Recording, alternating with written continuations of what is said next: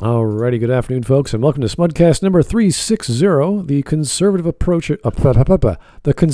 appropriation of Orwell, and this is by Connor W Goode. I'm assuming that's his real name. It's also his YouTube name, and he published this last year in September. This has gotten 3,000 views, and he is a less than 2K subscriber YouTuber. So I don't know what to say about this. I haven't watched it, but I find it funny that he thinks conservatives are appropriating the entire body of work of George Orwell. I don't know. Just from the title of it, I will only say read. Read Orwell. He wrote a lot of essays. Yes, that too.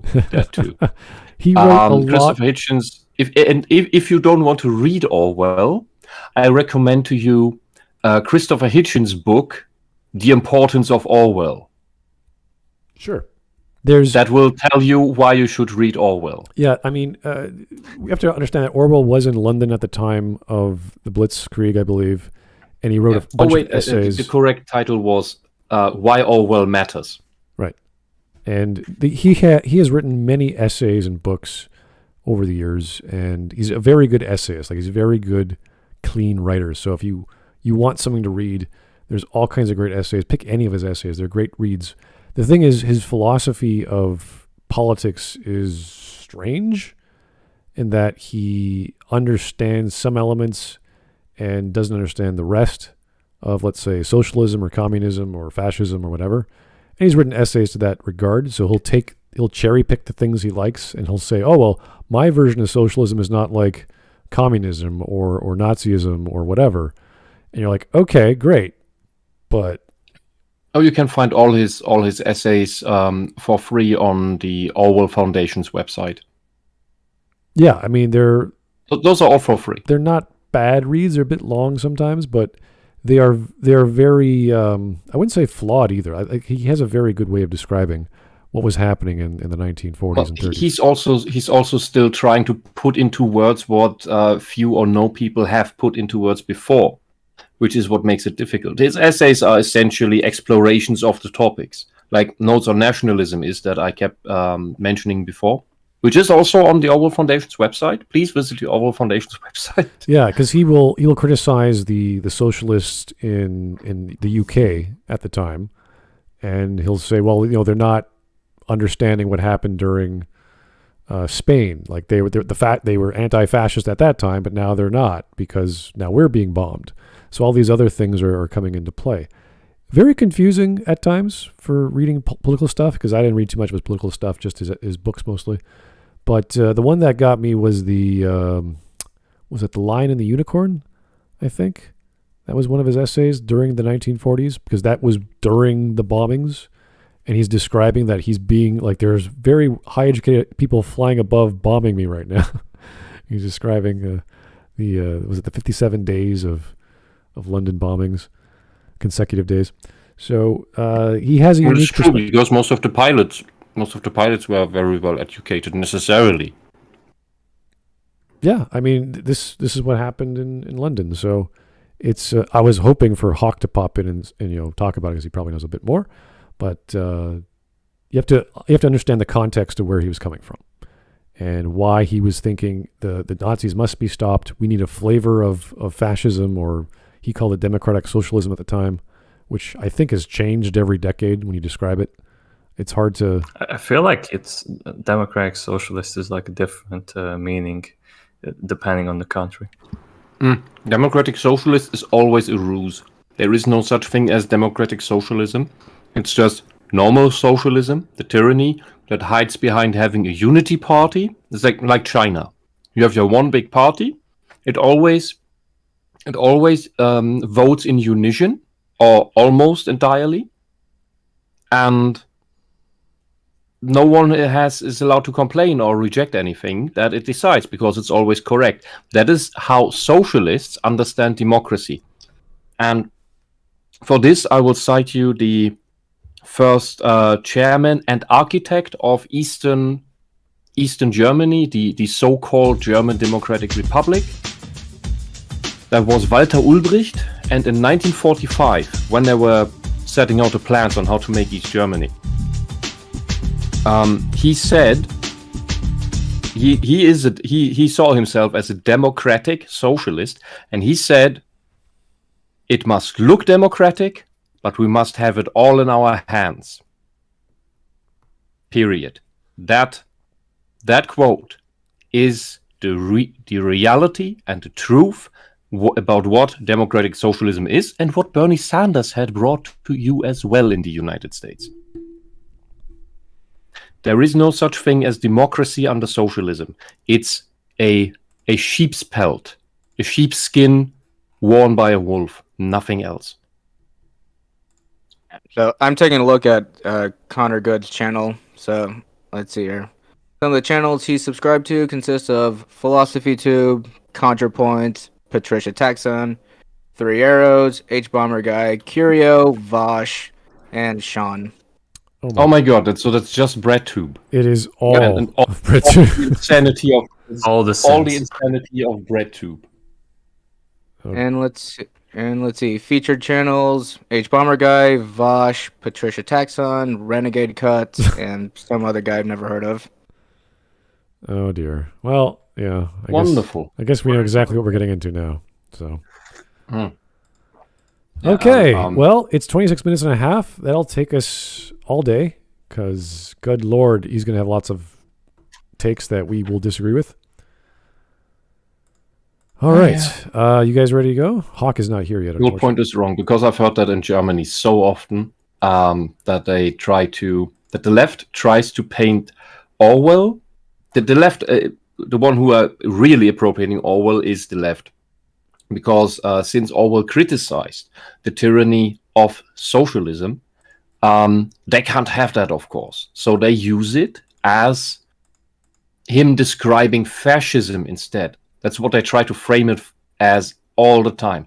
I have at Chaos Computer Congress events, there are socialists, or at least people who are so far left that they are, though they may not call themselves that, having symbolic readings of 1984 every year, and claim that Orwell described fascism, he described the Nazis. It was not a critique of socialism, or at least as honest enough to say, oh, it's a critique of tyranny in general, but the left would never do this. So the ones who are this essentially, we have to do again with a strong case of socialists projecting, because they are the ones who appropriate the stuff, as they always do. All right. Let's get started here. Here's Taker 610 for the donation. Thank you, sir. Smud, I have only seen the trailer for Hangover 3, but I recall Zach Galifianakis driving around with a giraffe in tow on a freeway. It then cuts as he goes under an overpass, implying that giraffe dies pretty horribly, hence the joke from yesterday. Okay, that makes a lot more sense. Oh, I remember that. I do not. So I only saw the trailer once in the cinema. Now I remember it. I've never due to seen the any of description. those movies. yeah. I haven't seen the movie either. Just saw the trailer in the cinema. I haven't seen even the trailer. I didn't choose to see the trailer. Okay. I haven't even seen movies. Oh my god. What are cinemas again? I can't remember. They're filled with cobwebs. The place with the sticky carpets. Oh, yum. All right. 26 minutes and a half. Here we go. I dare a pro-Trump comment. I don't know if I'm allowed. Will certainly be censored by the Ministry of Truth on the internet. Somebody's not going to be happy about this. But in many ways, when I was rereading it, I kept thinking, man, what they needed was a Trump. Yeah. You know what I mean? Because what was Trump, or what is Trump? He just sort of broke through all of this. If you're talking about how do you break the duopoly, how do you break the false choices, how do you break political correctness, all of these things, who has been the greatest breaker of those things? It's been Trump. So it's like, in a weird way, if the book had ended and there suddenly was this person who was just willing to do it for some... I'm just kind of curious because I don't know exactly what his policies were. But what did Trump break? Like, what did he do? He didn't give a shit about what not to say. Yeah, but he He lied circumvented the media filter, which is one reason why the media was pissed off with him. And he just spoke his mind. He spoke what he thought. Right. And that's the thing that you're not supposed to do under a tyranny. Okay. Any tyranny. But what did he actually change is what I kind of want to know. Because he was sent to shake things up. And I do remember some of his slogans, like build the wall. They actually have been Drain doing the that. swamp. Drain the swamp. I don't know if that Drain happened. the swamp was one, yeah. Lock her up. That didn't happen.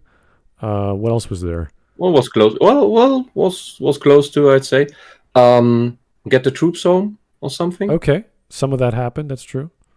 Yeah, and essentially, with all his plans, he was massively sabotaged by the other side and in parts by his own party. Yeah, because this is how much he was a rogue element. That was because the establishment is not just this party or that party; it is both parties working together behind the scenes. That is what Ruben here mentioned with the false duopoly, or the duopoly, or I think he mentioned it in some way. Or he mentioned both ideas, but they match together. We have the same thing in Germany. Most other countries with several parties have this as well, where it doesn't really matter for which of the big parties you vote, you get the same result in the end. And Trump was his own force. That's what the difference is between this established farce of politics, this farce of choice, and a real populist. Because the real populist listens to the real populace. And that's where he got his traction from, because people are tired of the farce, and tired of the lies, and tired of being told what to do and what to think. Trump gave the real concerns a voice. On the stage of power. Well, I will say that he did do two things which I do recall because they affected Canada, were the various tariffs and trade agreements of NAFTA between Mexico and God knows all various other countries. So we were seeing all sorts of restrictions and rules and price changes and tariffs on steel and aluminum and God knows, like lumber, all sorts of weird things. That would change every month. So it was driving people who produce these products up the wall. So it was weird. I can believe that. It was weird stuff to see that the prices jump up and down in the commodities market. And the other one was taxes. He actually reduced taxes. So, which was probably, to me, the most important thing a president can do, even though presidents should not have that authority. It should be by the elected representatives. But apparently... Well, the United States... government system is broken. How do you say this in English? This distribution of power. I don't know exactly. I do know he's the leader of the military. That you have that you have the three pillars of power: right. The executive, the judicative, and the legislative. Right. Is completely blurred, and that. There were elements that made that happen beforehand. We'd need an actual expert on the timeline for that. But I think the biggest thing that everybody remembers that messed all of this up was after that incident in New York, after which followed the Patriot Act and all this whole executive order nonsense that Mr. Nobel Peace Prize, before he even got into office, did not end, but instead made worse. And then Trump got into office, did some shit that he actually deserves the Nobel Peace Prize for, did also use that system, sadly, and then Biden gets heavily criticized for it. Biden gets into office, and on his first day puts out more executive orders than Trump did in a month. Overall, I don't know, but it was insane. Like over 40 or around 40 executive orders when he hadn't even farted his seat warm in the Oval Office. Yeah, I think it was over 100 actually. It was quite a lot. So, oh my god. Yeah. and they celebrate that as a win for democracy. I don't know. You don't have Executive orders are democracy in the insane. United States. It is insane. I have a pen. I can do whatever. I can say whatever I want and write my name down. And he's not even doing that. He's just putting his signature under things he can't even read. yeah, I do like the fact that Trump did get the wall building going, but it was funded by Americans because they just donated to that campaign, and it's still being built. Like, it takes time, and that's an independent thing now. So that's cool. I don't think it's going to be finished anytime soon, but they are building it. That's cool. I think that's something he promised, and that's good to see. So anyway, on with the video. Very bizarre reason, and perhaps he was orange and had weird hair. Is that true? No. 1984 did not imply that the world needed a man like Trump or strong men straight up an Ayn Rand novel. Okay, wait a second. That's not what he said. Yeah, that's not what Dave Rubin said. You're an idiot. When we talk about Ayn Rand, she was referring to the spirit of the entrepreneur and being the driving force of the economy of America, because you're free to do and pursue your own ideals and buy and sell whatever you like, manufacture whatever you want, produce your own inventions. And that was the story of John Galt. And everyone was searching for his genius, his invention, because the whole country was coming to a standstill because socialism eats everything and it doesn't produce anything. So they needed someone to bring that back. That was John Galt. And that is just the mathematical solution or end result of socialism. What happens when there's nothing else to eat? And 1984 is a mind control totalitarian extreme. Yeah, where everything is censored, including your own thoughts. It's predicated on fear and misinformation and lying. So that has nothing to do with the leading man. It's just the organization has existed, and no one knows how Trump. It is just Trump is the guy who doesn't care about being censored, doesn't care about censorship in that sense. He just speaks his mind, and he's getting to the top, and thereby threatening this whole system. Had he stayed in power for the second term, maybe more in that direction would have happened. He didn't seem to understand enough of what was really going on with the threat to freedom of speech, because we are going from the threat to freedom of speech to the threat of freedom to freedom of thought. That is the next step, and that is where we have 1984, where we have the Soviet Union, and this is why I brought this up before this guy here brings up his straw man, or because he doesn't understand things. This is the historical parallel would be Alexander Solzhenitsyn in the Soviet Union, who wrote the Gulag Archipelago, which you should read, though not necessarily after you ate something. His famous quote, or one of his most famous quotes, is, "The simple step of a courageous individual is not to partake in the lie. One word of truth outweighs the whole world. And that means to not be compliant with censorship." That is what broke, or one of the big things that broke the Soviet Union when his book came out, that he wrote in several different places at the same time, so that if ever one of those places was found, that not the whole manuscript was gone. And that's not just several places in the same city. It was in different villages all over the place, because you had to be that careful in the Soviet Union. That is what the parallel to Trump. He speaks his mind. He does not let people censor him. He, if possible, circumvents the censors, which is the press in this case. That's what it's about. It's not about a leading entrepreneur. What the fuck are you talking about? All right. It's a rather strange conclusion to come to when, in the novel, no strong man comes and saves the day. That wasn't the point of the story. Which novel? 1984 or 1984. Because Ruben was referring to the Ministry of Truth, so that's probably that novel. It's the main one that 1984 is the one that they that is at the core of this. Socialists at best know 1984 and Animal Farm, and many don't even know that Animal Farm was by Orwell. They tend to conflate it with some of the other dystopian writers, and I also lie about it, of course. Animal Farm, they try to frame it as what happens if capitalism takes over. It's ironic, even though it's like historically it's about the Russian Revolution.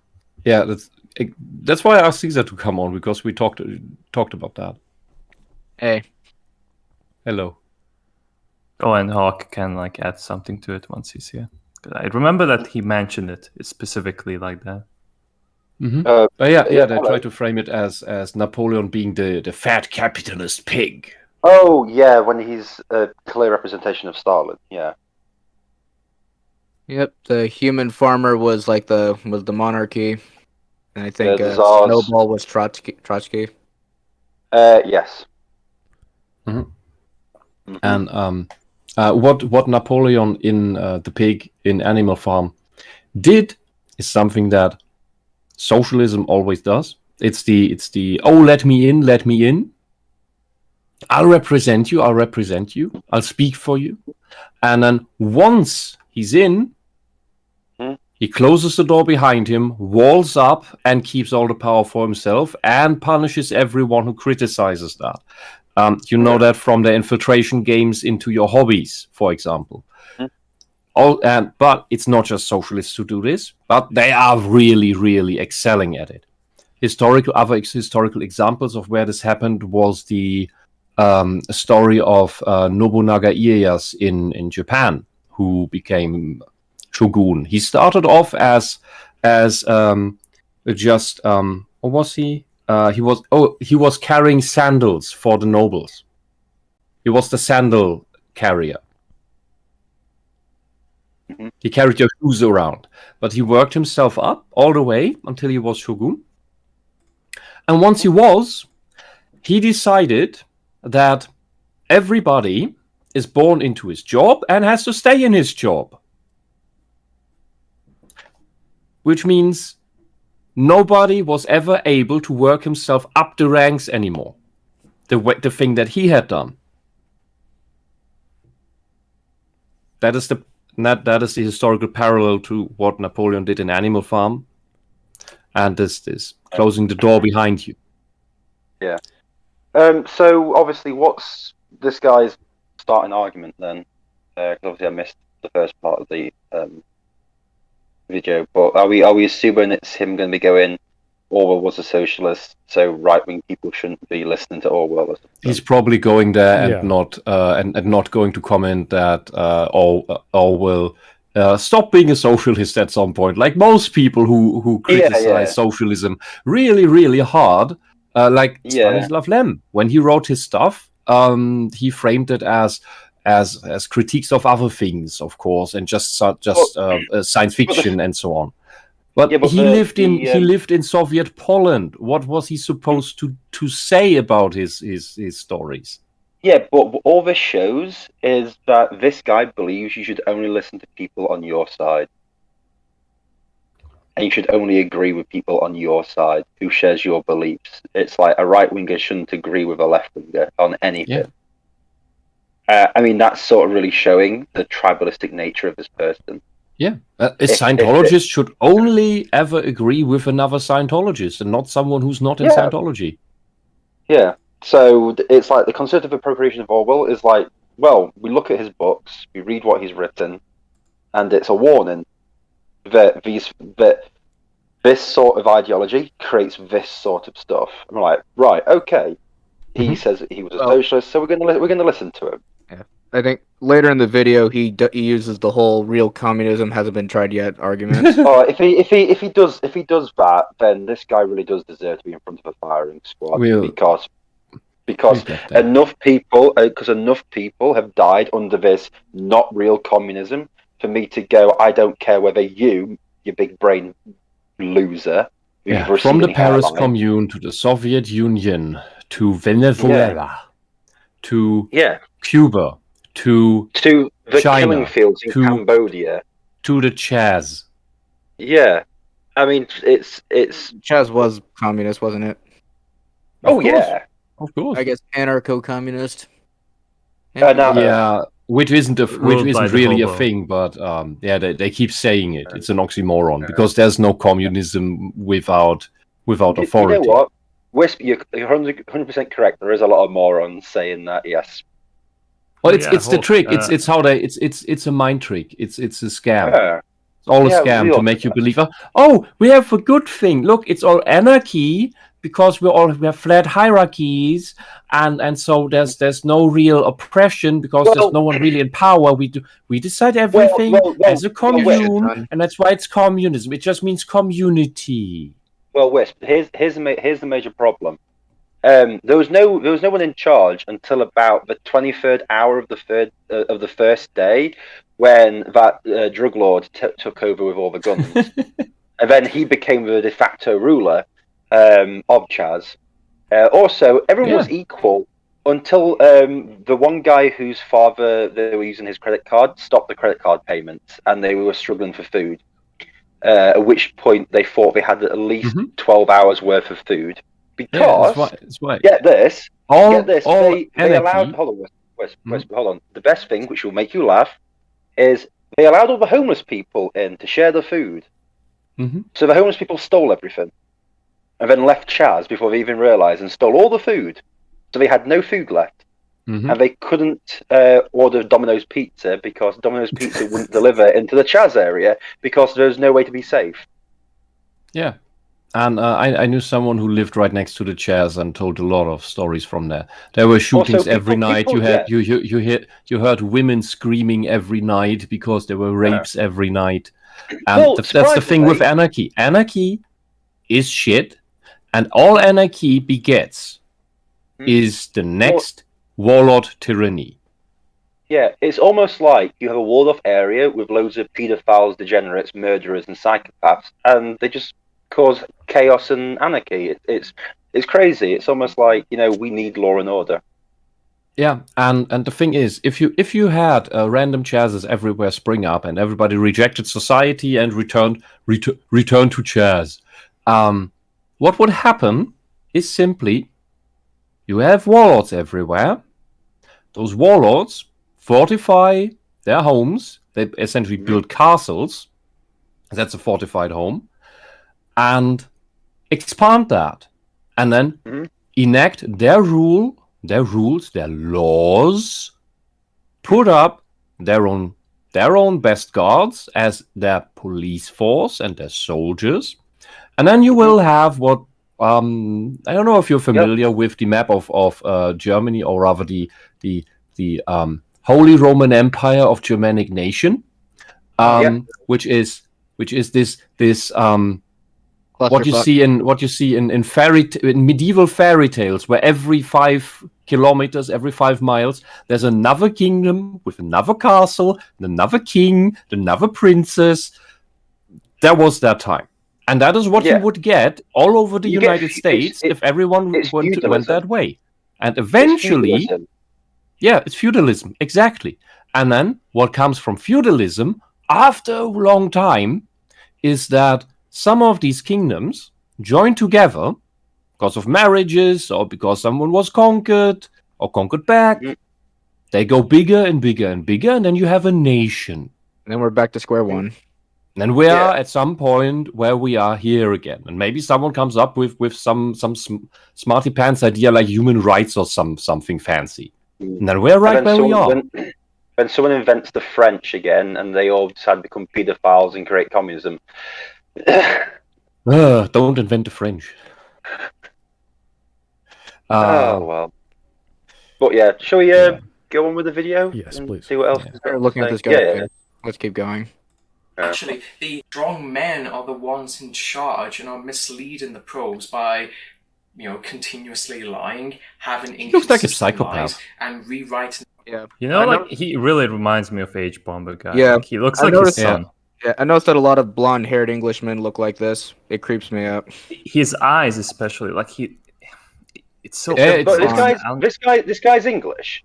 Yes. When you can see, I apologize profusely for my nation, and if I am so sorry that my it's nation. Okay. It's has just a Cockney faggot as usual. So I don't apologize for what my country does. No, I have to apologize because it obviously means I've missed somebody off my list, and I'm gonna have to rectify that. The only thing I dislike is how close this face is to the camera. It's just a bit too close. What I dislike is when he's talking and his facial expressions go like H-bombers. Is he opens his eyes and you see the sclera around his iris beneath and above. And above, yes. Yeah, and that is when you freeze frame him at that point. That is what a psychopath looks like. I've also noticed with his hairstyle, if he just had a little bit of hair underneath his nose, he'd look like Hitler, and that's kind of funny to me. So.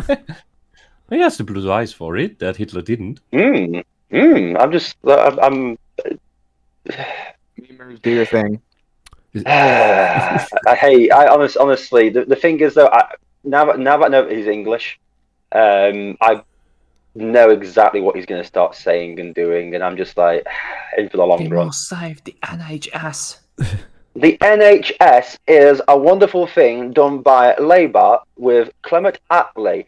But just ignore the fact that Clement Attlee kept rationing and put the United Kingdom into debt that we were still paying until just recently. And also just ignore the fact that in 1947, it was one of the worst winters. And his response to it was, well, everyone's got a spade. And because we've got no money to even grit the road. God bless Labour, right? And then Labour wasn't in power again. Until the 60s, and then Tony Blair, and Labour's done loads for the world, and just ignore Iraq. Yeah, and of course, ignore that the NHS. Oh, where was it? I've got the numbers back. The UK's defense budget is £61.5 billion. Mm-hmm. China's defense budget is £195 billion, for comparison. Yes. Mm-hmm. I don't have the American number in my head. However, how much do you guess, and it's for the non-Brits here, how much do you guess is the NHS's budget? 69. Nice. This is cute. Smart, do you have a guess? Which one? The NHS's budget. Oh, I have no idea. Make say a number. I'm telling you, the UK's defense budget is 61 billion. 42. China's did it go down? Okay. China's defense budget is 190 billion. Where do you think the NHS ranks? Well, just say Wisp. The chance to be a smudge just drinking at this point. Okay. 230 billion pounds. Yes. The NHS is funded with more billions, way more billions. Essentially, the China's defense budget plus the UK's defense budget, and is run like shit. And puts people into the euthanasia ward while they could help them. The NHS struggles. Yeah. And it has more funding than China's army. Yeah. It is a massive black hole of funding. It is just a scam. The main reason is because all the hospitals, the buildings aren't actually NHS owned; they're all rented. Obviously, that was a terrible. Oh, hang on, that was Labour in the early. Is it a public-private partnership? Oh yeah, under Tony Blair, under Labour, the NHS was incredibly privatised. It's so strange, because in Germany the conservatives did that and the left was all against it. Which shows you that it really doesn't matter who's in charge. It's just that the opposition will criticize it. Yeah, well, the main thing is everything that people complain about now in the UK was created by Labour in the early 2000s. Student debt was increased by Labour. The hospitals got rented out. The hospitals got privatised pretty much. Labour. Tony Blair closed more mines than Maggie Thatcher. Wow. And she's called, and you also remember that Labour never reopened them either. They kept all of them closed as well. So everyone thought that the mines would reopen under Labour, and didn't happen.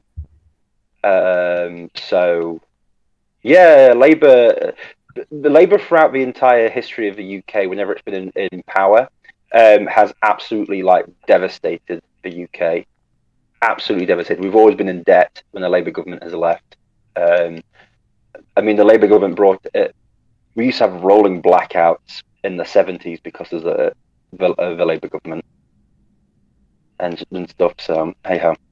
It's almost like socialism breaks your country even before it's in power. Oh yeah. The only successful Labour Prime Minister was part of a national coalition in the 30s during the Great Depression, and the Labour Party kicked him out because he was too successful with the Conservatives, because the Conservatives liked him because he actually steadied Britain during the Great Depression, and Labour didn't like it because he didn't destroy Britain. There's secret messages with Labour in the 1930s which say that they were hoping the Great Depression would be worse because it would disrupt the country.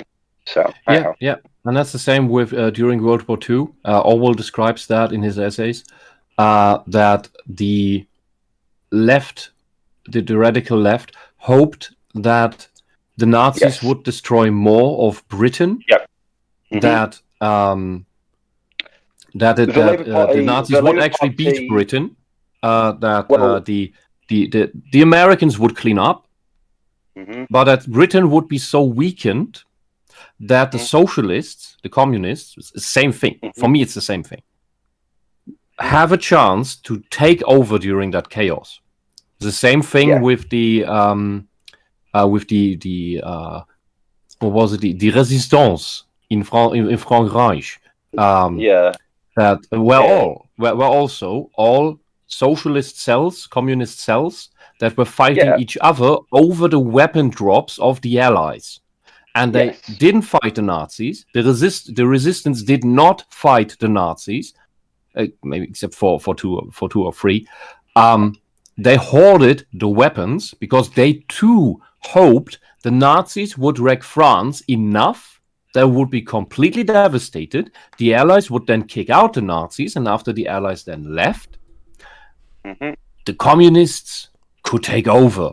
And there would be every communist cell, every resistance cell, would then fight with each other over who gets to rule and do the real communism. Unfortunately, they didn't expect de Gaulle to be the guy who wanted to rule France afterwards, which was hilarious.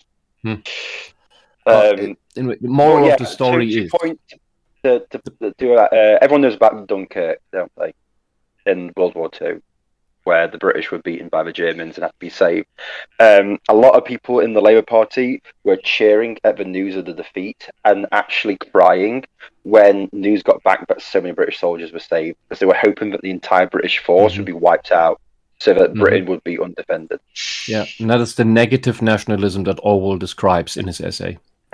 And the moral of the story is socialists always want to destroy the country they are in so that they can take over completely. That is the goal. That is why on Antifa flags, it reads direct action. Direct action is code. It's code language for insurrection. So that is what they really want. They don't want to fight Nazis. They don't want to fight. They don't want freedom or anything. They don't want democracy. They don't want anarchy either. They just want to take over.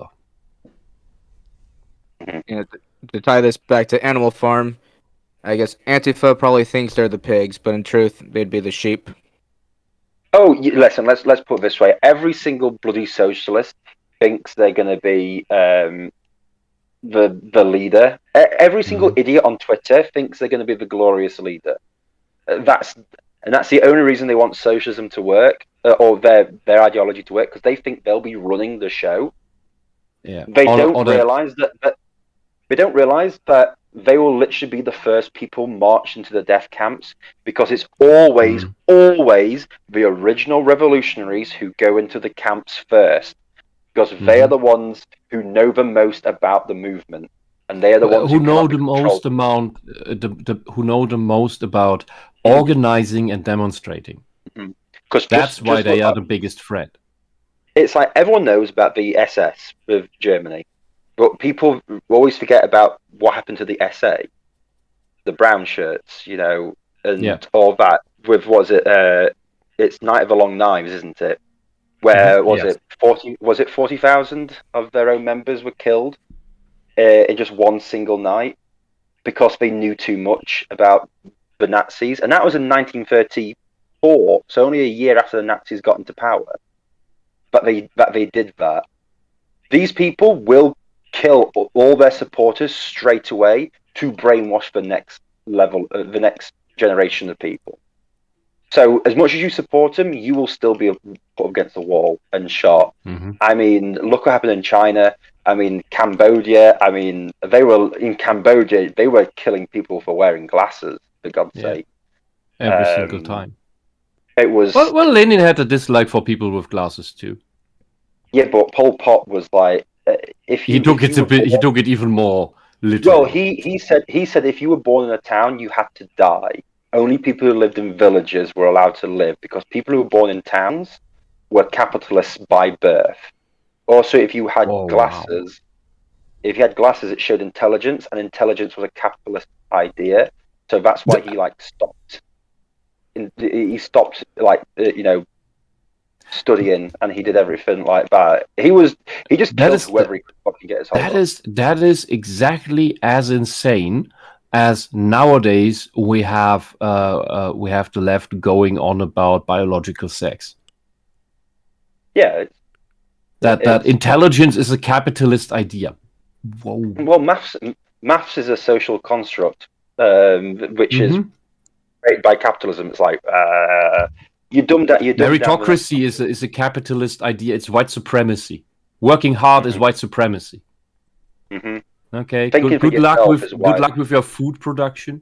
It comes down to this: thinking for yourself is wrong in a socialist society, and they will make sure that you do not think for anything. But we can talk about this for hours, and I'm sure Smud is already on his second bottle of Jack Daniels, probably at this point. The second glass of steak. Second glass of steak. A whole glass of steak. Okay, well, and my bottle of cheese. Liquid steak. Oh my God, don't. You shouldn't, because Metal Gear Solid is socialist propaganda. Oh God. Someone in the chat said something interesting that I didn't know yet. That was Antonio David. It's funny the title of his video, because Orwell described himself in his last days as a Tory anarchist. I didn't know that. If that's true, that's hilarious. I keep saying the same thing about Rosa Luxemburg. If she hadn't been killed and thrown into the river, that she would have eventually come around to reject socialism as well, because she was a very critically thinking person. Yeah, she criticized in her day. She already criticized feminism. She was an actual strong, independent woman, working hard. She was, at the time, a socialist. But she's one of her most famous quotes, and my favorite of hers is, "It is not the woman that has to emancipate herself. It is the human." Imagine that, saying that to a feminist. I probably would. but I'd probably lose my legs as well. But hey ho. All right, here's Eric Arthur Blair. Thanks for the donation. Those that are betraying their own families and nation will, of course, betray even the new communist order and have to be killed by the new communist order. Hence why they're killed first. Yes. Well, that's sound logic, yeah. What is it? Mark, I don't know if you'll know the reference. Is it going to be a Red Dwarf reference? Yeah. There was a joke in an episode of Red Dwarf called Back to Reality, and it's about they wake up in a dream, and it's this fascist country, whichever it is. They don't say which country it is. And it literally is a poster that goes, betray your friends and family, wonderful prizes to be won. And obviously it's just a joke. But that's literally how all these fascist things do it. Now, look at what happens when you betray your friends and family to the woke ideology. You get rewarded. Look at what happened, obviously, with COVID in the UK. The UK government asked people to snitch on their families and friends for breaching the guidelines, not laws, guidelines. And there were people were rewarded for doing that. Yeah, that's 1984. That's the Soviet Union. That's the past of my family. Because we had family that wasn't playing ball, and another branch of the family was playing so much ball that they got apartments on the Stalin Alley in Berlin, which is the where they did all the military parades. You only got an apartment there if you were 110% on board with the ideology. But but the thing is, a joke about fascist rules in 1992. So we're looking 30 years. Yeah, 30 years ago, became something that governments and people did. So it sort of tells you that these people know what they're doing. They know that they're not, they're never not the liberal. They're never not, freedom. It tells beware the beginnings. Beware the beginnings, which is a German slogan that we have adopted since the Nuremberg processes. Beware the beginnings. The problem is nobody knows what the beginnings are, because Hannah Arendt is not on the curriculum. For one, she describes the beginnings in The Banality of Evil, or rather, About Evil is the book. She describes what she also calls the banality of evil, which starts with looking away and ends with parents and children snitching on each other to the government, and being happy about it. And what happened in the Soviet Union, in East Germany? We still have foundations who try to track the people who it was done to. If you were critical of the government, if you weren't playing ball, they would take away your children, whatever the age, and adopt them into system conformist families. And now think about this. This was general practice. This was an open secret, and. But it's never talked about. I learned about this just a couple of years ago. I lived there. I did not know about this, because this is how socialists get into the heads of children again and again and again. They omit their crimes from history. It's as if our government would decide to, we cover World War II, but we take the Holocaust off of the curriculum. We're not lying about the Holocaust. We're not denying the Holocaust. We're just not having it on the curriculum anymore. Well, this is how education about socialism works. In Germany, history in schools ends in 1945. There is no mention of the Soviet Union, of its atrocities, of East Germany. Nothing. It's in the history books, in the school. It's in the school books, but it's not on the curriculum, so nobody ever looks at it. And let's put let's put it this way: World War II, when it's taught, literally starts at Dunkirk. No one talks about the fact that the Soviets, even in the world, no one really talks about the fact that the Soviet Union. I'm sorry. In Germany, there's no mention of Dunkirk in history classes. There is in Hungary. It's like not in Germany. We didn't talk about Dunkirk. We didn't talk about D-Day. We didn't talk about Basically anything in France. We didn't really talk about. We didn't talk about the air raids of London. We didn't talk about the actual practices of the SS. You didn't even talk about the big. You didn't even talk about the big bulge. What? I'm sorry, I didn't understand you. Can you repeat? You didn't even talk about the big bulge. The what? I was trying to make a joke about the Battle of the Bulge being a bulge, like, you know. Never mind. Don't worry about it. No, I'm sorry. No. Stalingrad was mentioned very briefly. The whole politics of the Nazis were not touched upon. What did you teach there? What did they teach in World War II? I'll tell you. We covered World War II Nazis 5 times in my time in school. Then the French Revolution 7 times, and it was equally as pathetic, superficial, vapid. Yes. So we did that. We did that 3 to 5 times, depending how you look at it. We talked about, and I paraphrase: Hitler stole the power. The Reichstag burned, but we're not telling you why. And Holocaust bad. Here, look at documentary by Guido. Very bad documentary by Guido Knopp that shows you piles of corpses, so you are really afraid. So what you're details. telling me is no German details. history. We do this 3 to 5 times, but no details. Yeah. So Wes, what you're telling me is German history really is 1939 to 45. The German nation was away on holiday, and that's it. Well, we did start in Weimar, but yeah, basically. Yes. So yeah, and Weimar was equally pathetic, superficial, because no negative mention about the socialists. The socialists were all victims. I actually did at school about the Weimar Republic. I actually learned about the Weimar Republic. I was quite interested in it, and we learned about how there was literally raging gun battles between socialists and anarchists, where it was literally just private armies, hence why the brown shirts were even created, because the Nazis needed their own private military. It was a reaction. The red socialists started it, because they always do, and the brown socialists reacted to that. Just turns out the brown socialists were more competent. Yeah, and to the point where which is still sad, because their system still doesn't work. But yeah, because the voting system as well was really bad, because I think there was no majority government in the entirety of the Weimar, and it was just embarrassing. No. I personally, I would say that this is an exaggeration. They always try to frame Weimar as a failed democracy.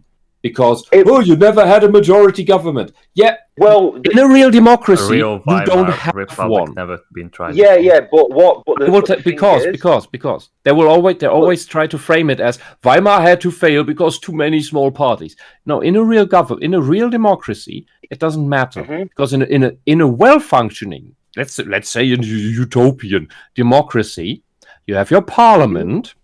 And all your parliamentarians, they may be associated with parties, okay, but they will vote according to their conscience and the best of knowledge. Yeah, they may be informed by their party, because that's where they come from philosophically. But in the end, they would vote individually. This is what a great democracy would be. Yeah, but Wes, let me just interrupt. The major difference between that and what the Weimar Republic really was there was too many small parties who were all trying to kill each other. That's the difference. It wasn't the fact there were too many small parties. It was the fact that they were all going to war with each other. To the point where the problem is not the amount of parties or how small they were. Exactly as you said, it's that they were all going to violence because they were all just fucking insane children. Yeah, because you have to remember that Hitler when he became Chancellor, he only got 33% of the seats in the Weimar Republic. So there was enough power to stop the Nazis, but they were all too busy fighting against each other that Hitler could just go through everything. Yeah, and that's part of the joke. And still, thanks for bringing up that number, because the left still wants to blame all the Germans, and in part the more extreme parts of the left want to kill all the Germans, genocide all the Germans, because Hitler. Because a third of the country, because a third of the Germans voted for Hitler, and 2/3 of the Germans did not vote for Hitler, therefore all Germans have to die. That's the logic. Yeah. Well, I can't say much as a British guy, but I don't want to kill all Germans. There's a few of them. So you're barely taught anything about World War II in Germany? Exactly. Sure. Wow. Meanwhile, in my last year of junior high, we had a Holocaust survivor come and tell us about his life story. Yeah, we don't really talk with Holocaust survivors. We talk with people who were in Stalingrad. And something that really pisses me off. Something else that pisses you off. It's still the same topic. For one, I learned more about Auschwitz from a BBC documentary from 20 years ago. Was when the BBC was a little less shit, but that was good. And that documentary, even it's a good. I recommend it. That documentary, even it explained how the gas chambers really worked, which is not done in German history classes. So you can guess why nobody knows how to deal with a Holocaust denier, because nobody even knows how the fucking shit is. The fucking shit isn't even explained in school. I learned more from that documentary, and the nice thing about that documentary was that it even displayed the German soldiers who were stationed at Auschwitz as human beings, who couldn't deal with their jobs, couldn't deal with what they were made to do. All right.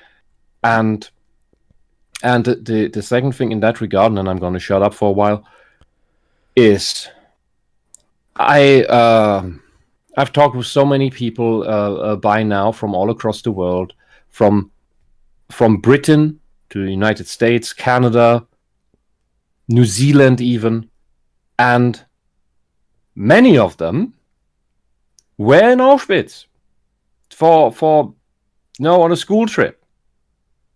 I'm in East Germany. I grew up in East Germany. It's basically it's a bit far to throw a stone over there, all the way there, but compared to Britain, the United States, or the fucking down under and their little neighbors, why didn't we visit Auschwitz? I don't know, and this was not West Germany, this was East Germany. East Germany should be especially interested in inoculating the kids against that crap. Well, I don't know. It's pathetic. German education about the Nazis is pathetic, and about communism is non-existent. And that's why you get this shit again here.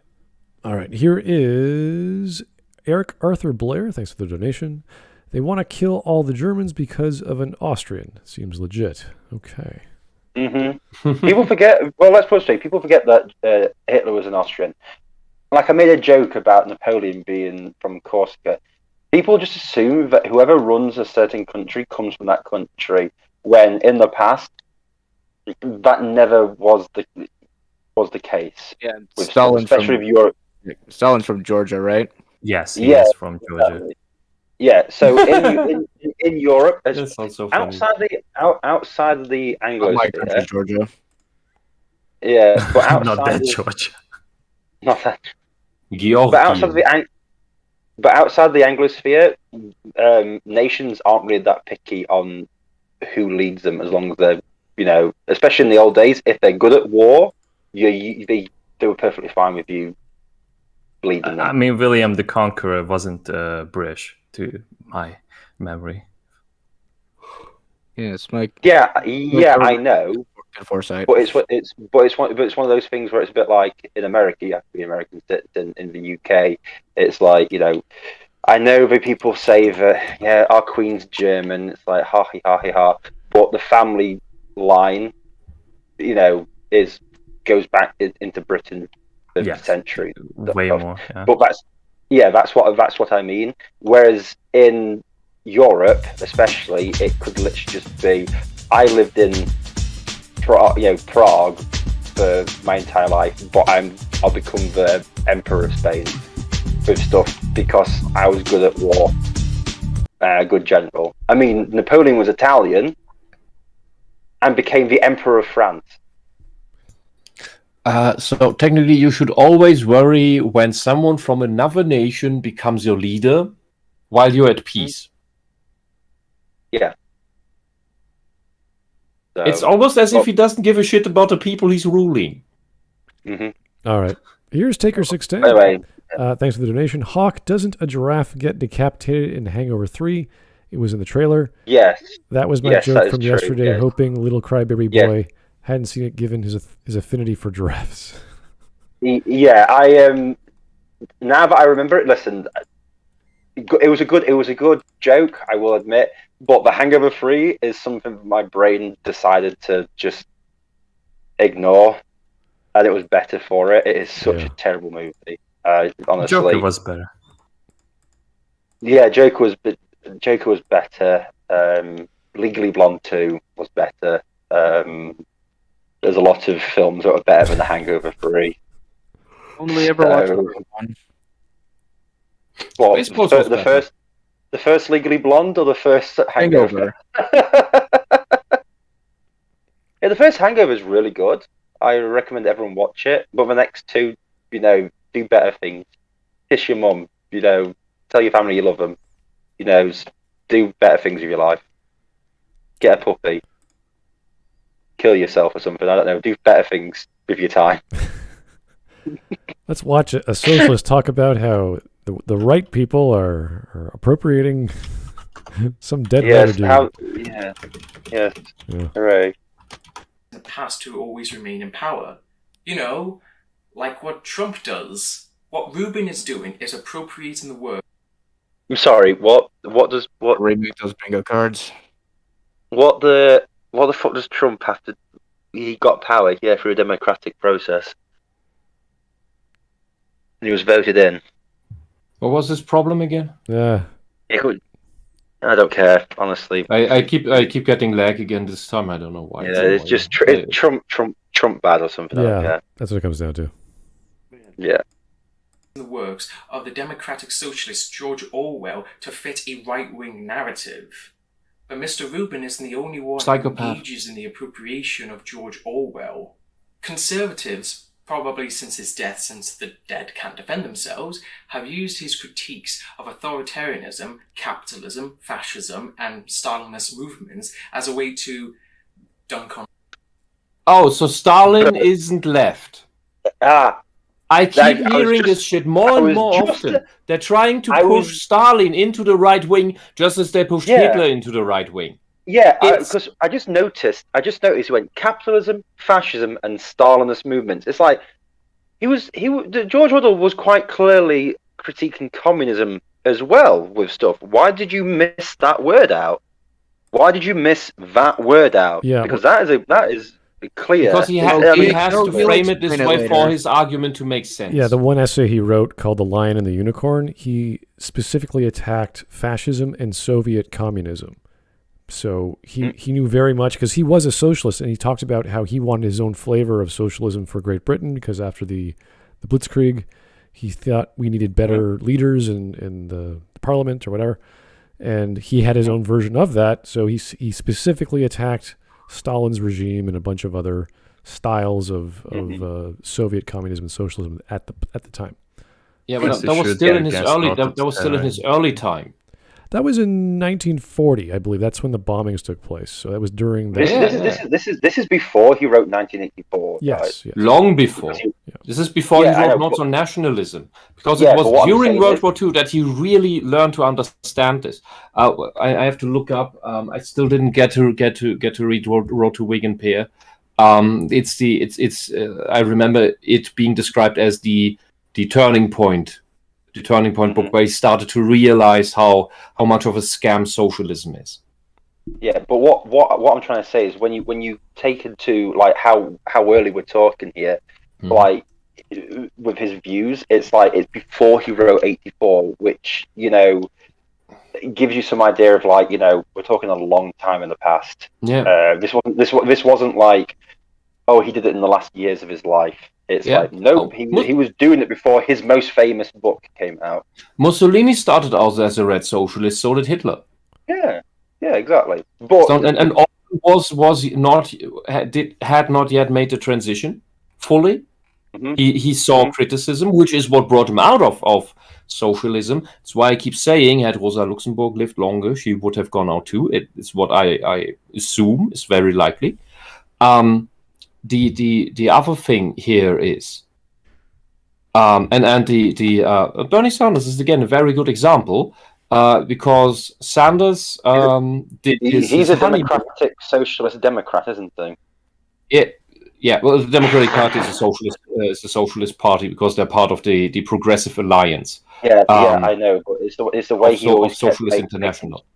Yeah, but it's the way he always kept saying out that I'm a socialist, but a democratic socialist democratically, and it's like, yeah, we know you're lying, but carry on. Yeah. So he made his honeymoon in the Soviet Union. Yes.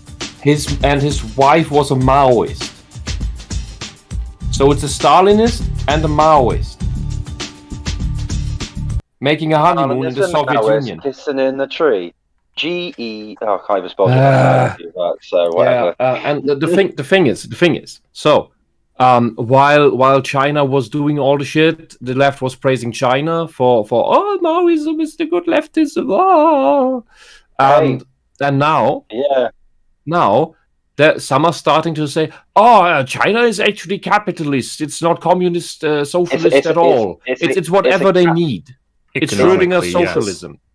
It is a capitalist fascism. That's what it's called now. This is what I keep saying. All socialism leads to fascism. Inevitably, it has to be. And you see this rooted in the anarchy communist chairs. Mm-hmm. So that's what the warlord rule is. You're with me or you're against me. There's no neutral. But all I'm saying now is, with this video, we know that he's obviously got an agenda with stuff, because he's quite clearly missed out on a certain political view with what George Orwell criticised. So anyway, let's carry on. You're telling me that a bread tuber is disingenuous? Imagine. I know. Oh, perish the thought of him being disingenuous. They're all paragons of virtuousness and truthfulness. Shocking. All right. Leftists. You may have seen people use 1984, like Ruben, to say that Big Brother is what socialism leads to, and their control of the populace is what Jeremy Corbyn and Bernie Sanders wanted. Hey, apparently caring about... That is what Jeremy Corbyn Corbyn wanted. Mm-hmm. That is literally what Jeremy Corbyn is. The most power-hungry son of a bitch you will ever meet in your life. He keeps congratulating the worst tyrants and terrorists of the world. Hold on. This is my fucking speciality here. I'm going to have to take over from you, because Jeremy Corbyn is the biggest lie that has ever existed in the world. First things first, there is no longer a Communist Party of England, right? The Communist Party of England disbanded in 2015. When asked why, they said, we don't need two communist parties in the UK now that Jeremy Corbyn's leader of Labour. Right? Big red flag. Number two, in both general elections that he has been the leader of, he has not accepted the defeat. In fact, he has called for recounts, and he's also said that if May or even Boris, when they stepped down, that he should be given chance. He wanted national government. COVID came. He had announced that he was stepping down as leader of the party, but hadn't given a date of when it would be his last day. When COVID happened, when COVID happened, he wanted a government of national unity with himself in charge. Oh, that sounds familiar. Right? This is a man who said I was leaving. He changed his mind with COVID. He was about to change his mind and not step down because he saw the potential of all the powers that he could get. He wanted longer, harsher, and stricter lockdowns, to the point where he even calls now for no lifting of lockdowns. Because he sees the power that it holds, especially, and so do Labour. Labour are calling for more lockdowns. Labour don't want anybody to be lifted. Yeah, because of the lockdowns, you completely destroy the country. Yeah, exactly. They want everyone on furlough to be paid by the government. We've also got with Jeremy Corbyn, every single time there's a scandal, and use this word loosely, he would pop up and say the country needs a better prime minister like me. He literally kept going into Parliament asking for recounts, revotes on all the elections and everything, trying to find any way to get into power. He was just power hungry, and that was it. So all this stuff, I'm not even going to get involved in all the terrorist organizations that he supports. I'm not even While he's a huge anti-Semite. Yeah, he's a huge terrorist-hugging anti-Semite. Yeah, but here's the thing. This isn't just like Hezbollah, Hamas, even the Taliban sort of just. He goes back to even the IRA with stuff. He wanted to invite IRA soldiers and leaders to have tea with the Queen just after the bombings in Birmingham.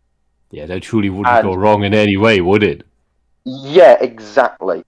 He repeatedly he always voted no to every single legislation that came out. Anything to be against everybody. He was always against, no matter what it was, he voted against it. He only ever voted yes to one thing, and that was gay marriage. Because pretty much everybody in the UK Parliament voted yes on gay marriage. They were pretty much just, there was no other option. I suppose he realized that if he voted no on that, he would make himself too many enemies in his own party. Yeah, exactly. But he votes no on absolutely everything. He voted no against Tony Blair constantly. He hated Tony Blair with a passion. There's good reasons to hate Tony Blair, regardless of whether you're Jeremy Corbyn or not. Yeah, but all I'm saying is, even when Labour were in power, he went against Labour because he just wanted the power. Him and what's his name? Him and his Diane Abbott is an idiot who only got there because she was fucking him. And what's his name? McDonald. McDonald. I can't remember his first name.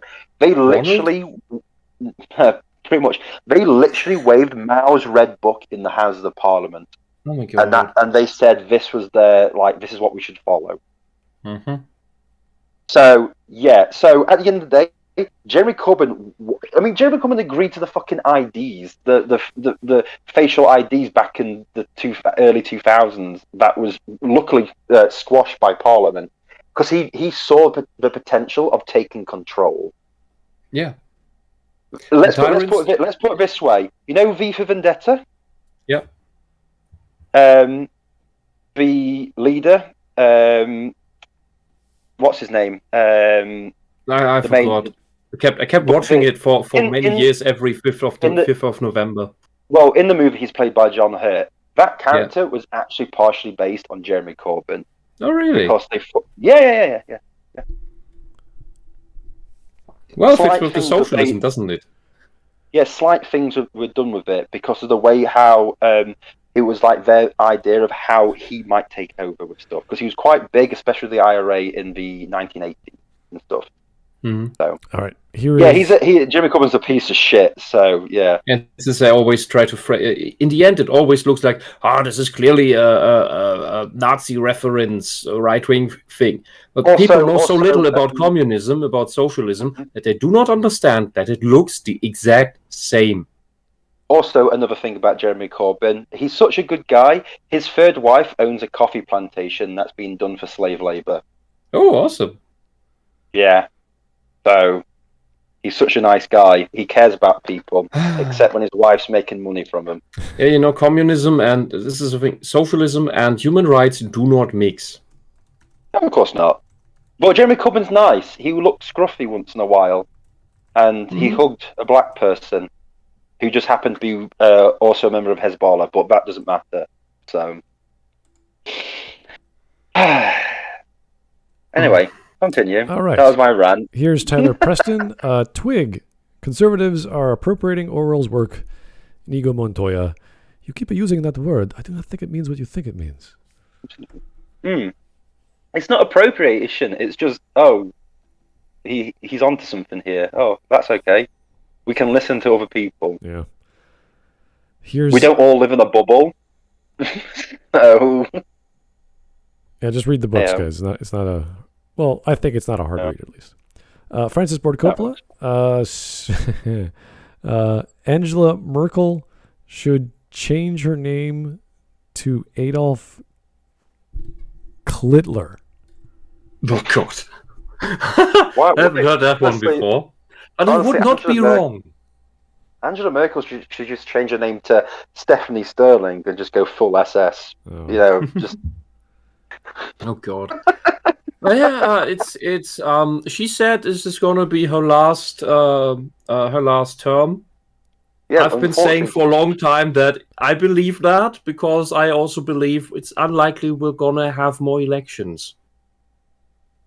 When someone like Angela Merkel says this is her last term, it's likely someone like that pulls a what was his name, Xi Jinping. Like, I'm going to have to stop till I'm dead. Yeah, it's like when King Jong-un said this was his last term. It just turned out to be like 60-odd years. Here's Taker 610, and if you can't see in the chat, Spud now feels how his Shep icon looks. I'm pretty chilled. He's constantly looking at a ghost. I'm chilled out. I'm fine. It's like reading a book. I'm just focused on what's being said. I have nothing to say. Yeah. The only reason I actually had something to say is because once you bring up Jeremy Corbyn, I know so much, because as a young teenager, I was part of the Labour Party. I was actually a member. And I got kicked out for being too non-left wing. One of my friends, who was actually a socialist, was also kicked out because he was too right wing. He was a socialist. Yeah, they really did a massive purge of people. And this was just before the EU elections, and I went, sod it. I said, I'm going to vote for everything against Labour. And I have just been winning every single fucking vote each time. Every time I vote, my side wins. It's unbelievable. It's great. That's great. But yeah, I really like the setup of all the icons today. It really fits well. I mean, Smud has an English soldier behind him, a ghost in front of him. Of course, this is how he looks. The rest also fits. The rest also. All right. Well, I'm not consuming haggis and scotch all day long, but it's not too far away. Here's Francis Ford Coppola. Thank you. When it comes to political works and political stories, these cucks always love death of the author, so they can jump through hoops to explain why it supports their worldviews until the other side does the same thing. It's a different story when you're talking about essays and political commentaries. Like when you read his stories, they sound like his essays with Orwell, but there's no fiction. It's just, this is what I think. So there's no flowery words. It's not clad in fiction. Because 1984 is really not a manual, and it is not a warning of a dystopian future. It was a description of what already was at the time and what socialists fantasized about they could do. Yeah. This was nothing but telling the present. Yeah. Another thing I've noticed with Death of the Author that a lot of lefties seem to fail is personal letters of authors, especially from this time period, because once you start reading those, personal private letters that get, uncovered, and you start to see how they really thought, it completely squashes anything that these lefties think, but they ignore it. And they go, well, we don't really know what he thought. Well, read his personal letters he sends to his wife or his children. And stuff. No, they don't count. And you're like, well, they don't count if they don't agree with what you're thinking. So, and this is where I say, they do not accept linear time as a thing. Like this guy is saying that, Orwell, the democratic socialist. Yeah, I'm sorry, no, that's not how he ended. Yeah. He got out of that. And that's the relevant part. He got out of that. But you're denying that. You're not allowing him to get out of the socialism. You're not allowing him to get out of the church, out of the faith. Well, the thing with Orwell is he described himself, I don't think early on, but as the Tory anarchist. But even throughout the 40s, he also considered himself a democratic socialist. So he was this weird contrarian fellow arguing wherever he saw a problem. He wasn't like in one. He still believed in the good idea of socialism, the advertisement that's on the poster, but over time he realized that even that was fake. Well, the 40s was still a time of realization for Orwell. Yeah. Well, I don't know if Wisp will agree with me, but that I would say about my friend who was a socialist. He calls himself a realistic socialist. And before you jump in, Wisp, I'll explain why. Yeah, go on. He goes, socialism will never work in real life. Mm-hmm. But the ideas of try and be as good as you can for humanity, equality and all this sort of stuff are good ideas. It's just the fact that under socialism they always end badly. So we should just try and be good to people under other government systems and do the best we can. But he calls himself a realistic socialist, knowing the fact that anyone who tries to bring socialism in is just doing it for their own selfish needs, and it always ends really badly. Mm-hmm. And this is where the more correct term would be a social democrat in the actual sense, of which there was very little. Social democracy was always very quickly taken over by socialism and worn as the same sheepskin. But in Germany, we had a brief time of real social democracy, and but that's basically what he wanted. And as this fits perfectly, Antonio David says, for leftists, even social democracy is right wing or even fascist, and that is true. That's why if they can't take it over, they will try to render them all as right wing because they're not left wing enough. Mm-hmm. Yeah, it's the forever revolution, isn't it? The lefty. I don't even think that's what it is. I think it's really just because the forever revolution was intended to be an ever self-renewing thing, which requires criticism of the system. What really happens is just the purity spiral that will in the end only leave two people, the two most extreme people, trying to kill each other. Because everyone else is already dead. Mm-hmm. All right, guys, let's continue on with the video. Yeah, of course. How long there was a video? By the way, well, it's 26.5 minutes. 26.5 minutes, and you have Wisp. Okay, so it's a 5-hour stream then. Okay, cool. Hey, you make the videos long too. That's a truthful lie or something. It's an open secret. All right. Yes. Let's go. Caring about the poor and marginalised groups as somehow totalitarianism would definitely not uphold in the social hierarchy of white supremacy in the ruling class. What the fuck? What the fuck was that? Pause. Yeah, sorry. I tried to pause that as well. What the fuck was just going on there? Let's just try that again. He went really crazy then. Yeah. I need an hour to tear that apart. What Jeremy Corbyn and Bernie Sanders wanted. Hey, apparently caring about the poor and marginalised groups as somehow totalitarianism would definitely not uphold in the social hierarchy of white supremacy in the ruling class. Now that I think... Okay, so you can care about the poor without having it be a government program. There's lots of ways to do that. You can care about the poor and not be left wing. Human compassion and empathy is not a left wing ideology. I'm going to say this straight away. He's pulling the exact same trick that the church is pulling when they say, "Oh, you're for compassion, you're for love thy neighbor, then you are a Christian." Wait, come to us and not pay the church tax. I know one reason why it's not a left-wing ideology. Because the only people who understand love are people who have played The Last of Us Part 1. It's the same trick of well, that's why if you are for equality between the sexes, if you are against oppression of women, you are a feminist. No, now do all the other. Now abort your baby. Yeah, but he brought up white supremacy in the system and all this sort of stuff. It's like socialism needs a system to run. Mm-hmm. You thick cunt.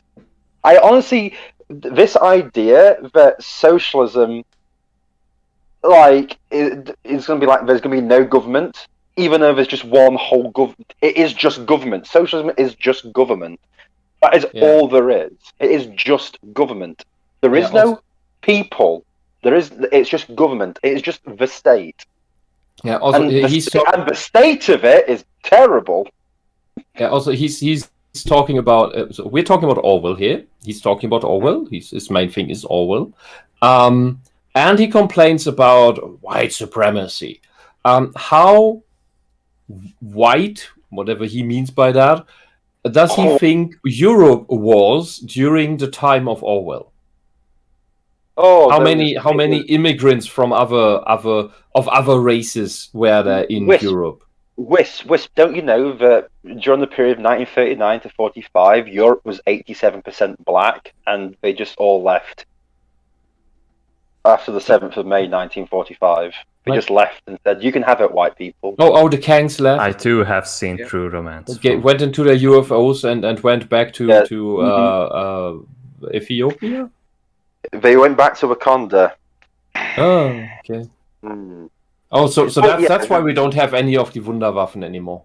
Yeah, exactly. No, but this is the whole argument, and I always see it that only left-wing people have compassion for others, and it's like no. And there's loads of evidence that left-wing people don't have compassion.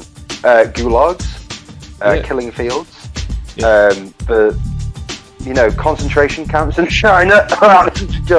They think they have empathy, when in reality they just look down on the people who they think are lesser than them. Well, also let's have a look at more recent stuff. I mean, I know the Muslims in China are recent. The European Union vote. Just a simple vote. So the lefties lost. So their response to that was to start mixing acid in with milkshakes to throw on people so that people would be hurt. Yes, caring and compassion. Bricking people, fighting people. Black Lives Matter. Beat up people. Caring and compassion. In the UK, they were trying to burn stuff and beat up people. In the UK. For what reason? Throwing Molotov cocktails at random people. Yeah, all this sort of stuff. The left wing doesn't care about people. It only cares about the fucking ideology. Care about themselves. And that is all it is.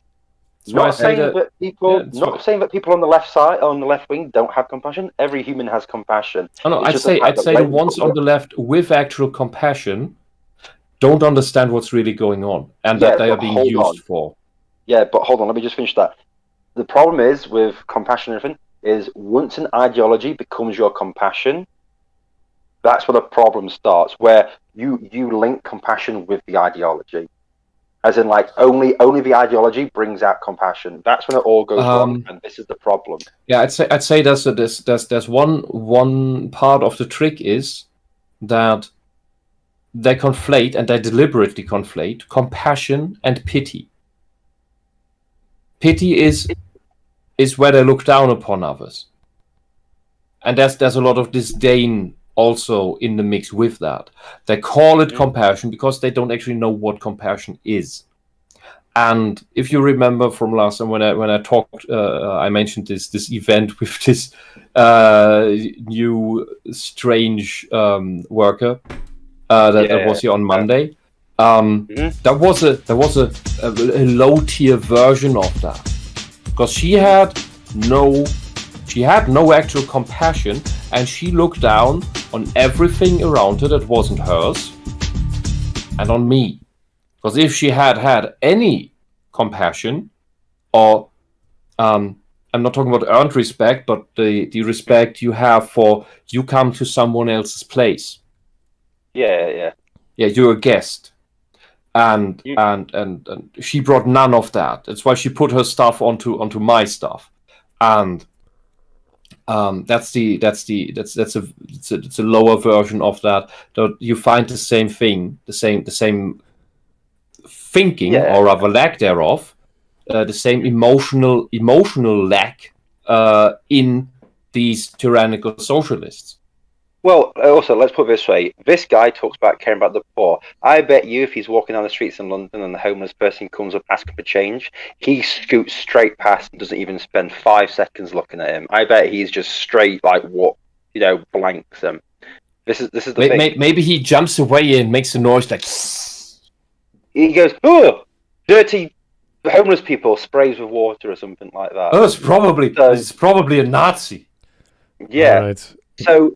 Yeah. Okay. Sorry. Let's keep going. Yeah. Here's a donation from Boku no Pico Academia. Thank you. This guy looks like somebody tried to draw Daniel Radcliffe from memory. I think that's an insult to Daniel Radcliffe. I think so, yeah. I'm not a fan, but that's mean. Yeah, Daniel Radcliffe from Lord of the Rings. Yeah, you're right. Yeah. Didn't he play Spider-Man?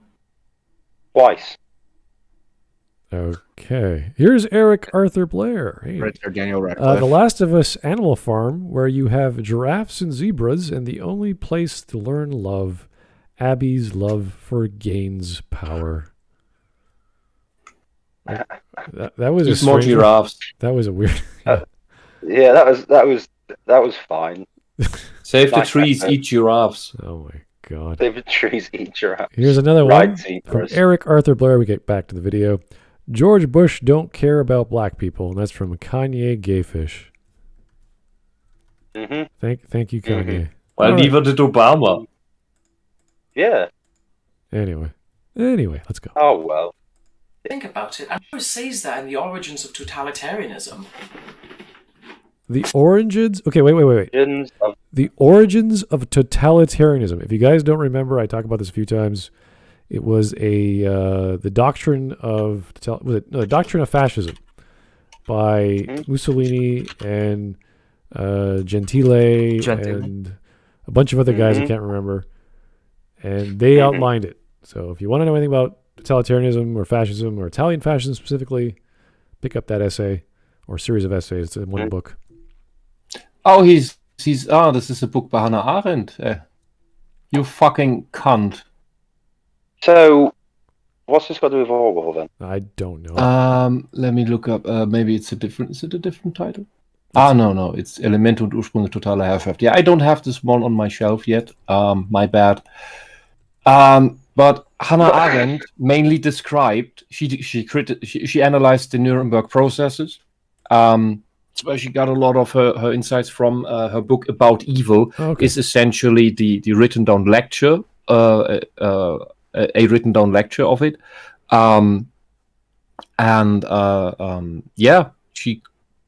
She criticized totalitarianism at large. That includes communism. Fucking hell. Yeah. That's the book that the guy is going to refer to, right? Yes. Okay. Yeah, so it's not hear him out. Yeah, it wasn't the book or essay I was referring to. Yeah. There is zero difference between good and bad things, but bad things sure seem rad. So let's make life worse for everybody by voting people with obvious intention to cause harm. Seems like a fair assessment of conservatism, if you ask me. What? Sorry. Pause. Back on top. Oh my God, so sorry. I keep pressing pause just after Smud. God, yeah, I'm gonna stop. So can I hit the? I would like to hear the citation again. Okay. Because it was cut up from. Yeah, it does not end well. Let's just say. Rad. So let's make life.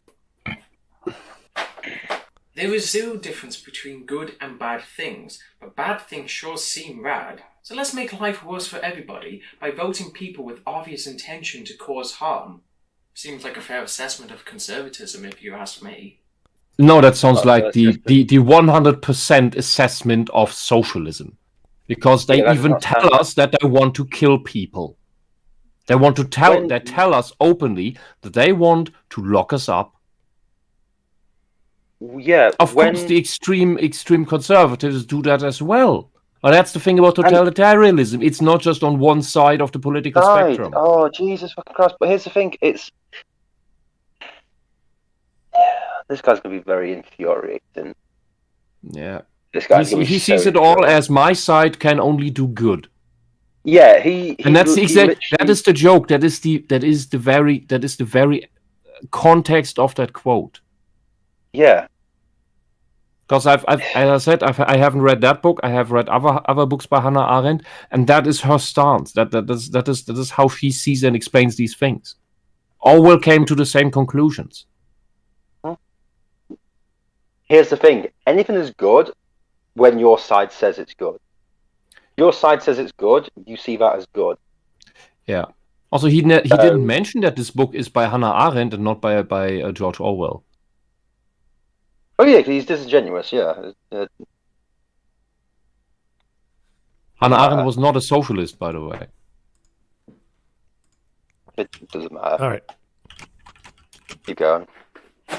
Getting back on topic, I think it's important to understand Orwell's ideas and how conservatives have hijacked them for ill intent. Did he add music? Let's discuss it. Yes. My God, look at that Chad. This is so dramatic. Ugh. This was his intro? To kick things off, this video won't cover Orwell's life, though some aspects will be brought up for necessary points. It is to mainly cover his ideas. So this video is not meant to glorify the man. Not like I would, since he was a homophobe. Man of his time. Am I getting... Based? That wasn't for the man. He was a homophobe. You need some evidence before you make stuff. This is like very typical of these people. They just like, well, he's kind of like trying to like do something that I believe in, according to me. But like once I can use him as a tool, I can throw him away because like he was homophobic at the time. Like, fuck you. Yeah, and they never hold their own socialist scholars and philosophers and inventors to the same critique. As we've often mentioned. Exactly. Marx and Engels were very homophobic. Doesn't matter. Homophobic and anti-Semitic. Yeah, homophobia has pretty much been the norm for the past several centuries. The idea of tolerating it is fairly new. Yeah, well, let's put it this way: Jeremy Corbyn loves all the gays, especially when he supported the Iranian government's law to kill gay people. Mm-hmm. As he sat on Iranian TV and said he supported it, and there is clips of this. This is not just me making this up. Go out and look for it. Oh, this man who was praised around by Pink News as the just before the last election as like the most tolerant prime minister, sat on Iranian TV and was praising the Iranian government for hanging gay people. So, hooray! Great. Also killing Jews. So, you know, gays and Jews. You know, all he's got to say is something against the Romanians, and he's like Hitler. So, you know. Yeah. No. Where was I? East Germany, 1974. I wasn't in East Germany in 1974. I was probably a grain. I'm just making a joke about yours. Oh, sorry. Yeah, it doesn't matter what I don't know. Last thing, just last thing he said bullshit again. The last thing he said, George Orwell was homophobic. Oh, that thing. That he is. Yeah. Like the straight Chad. Right.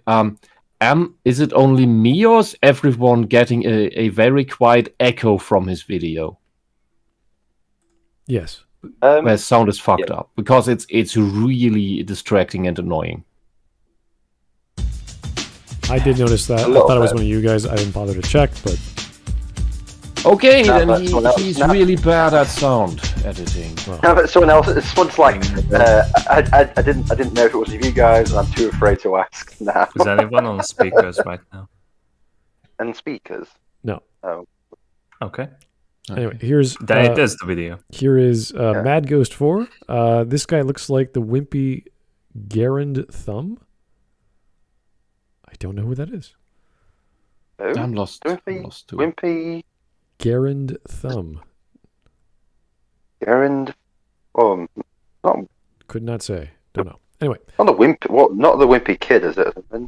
How's it spelled? Garand. Garand. Garand Thumb. Yep.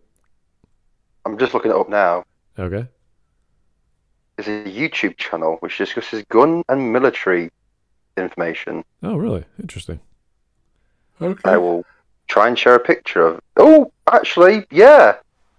Yeah, you are right. Yeah. Oh. Oh, this guy's a Chad. So, are you guys still getting that echo? What? Yeah. We don't know. It might be coming from my end. Well, that's okay. It's fine. At least you're not building a 200-foot box in the background of your audio. Or you're having a samba parade in the background. Yeah. Here's Francis Ford Coppola. Marxists care about minorities. Karl Marx. What is the worldly religion of the Jew? Huckstering. What is his worldly god? Money. Money is the jealous god of Israel. Not to mention, he said blacks only joined with Moses if they hadn't interbred with a N-word. Oh yeah, I mean, the left wing is so tolerant of the minorities and blacks now. The major reason is because they've pushed the work. No, it's not even that. They've pushed the working class away so much by most of them being champagne socialists that they've got no cannon fodder for the Glorious Revolution. So, but they do the same thing that they did with the working class with every other group they speak for. They eventually burn out the trust. And exactly. That's why I say they only care about minorities for their votes, because they don't care about minorities that don't vote for them. Listen. The reason why I always say cannon fodder is because the only people who got hurt in Black Lives Matter riots and stuff was the areas and stuff like that. They just want cannon fodder for the Glorious Revolution. You have to remember that they want to arm these people to fight. It's just the fact that they are so utterly incompetent. It is only the left wing's incompetence and the fact that the right doesn't do anything to combat it, that stops there being literal, massive actual gun battles in places, even in the UK. Yeah, the Conservatives aren't. They're not conserving. They're not fighting back. They're not reversing what socialists do. They just slow it down. The modern conservative is is on the left wing because the far left has gone that far that the conservatives aren't even centrists anymore. Yep. They're left to center. Yeah, and it's been true in Germany for decades now. Yeah, so we don't have. Things are called right wing, but we don't have an actual right wing. Everything's fighting on the left. Yeah. I would say Switzerland is probably the most conservative in Europe, and that's it. Yeah. Even Hungary's slipping. Nice. Yeah, it's a centrist pie.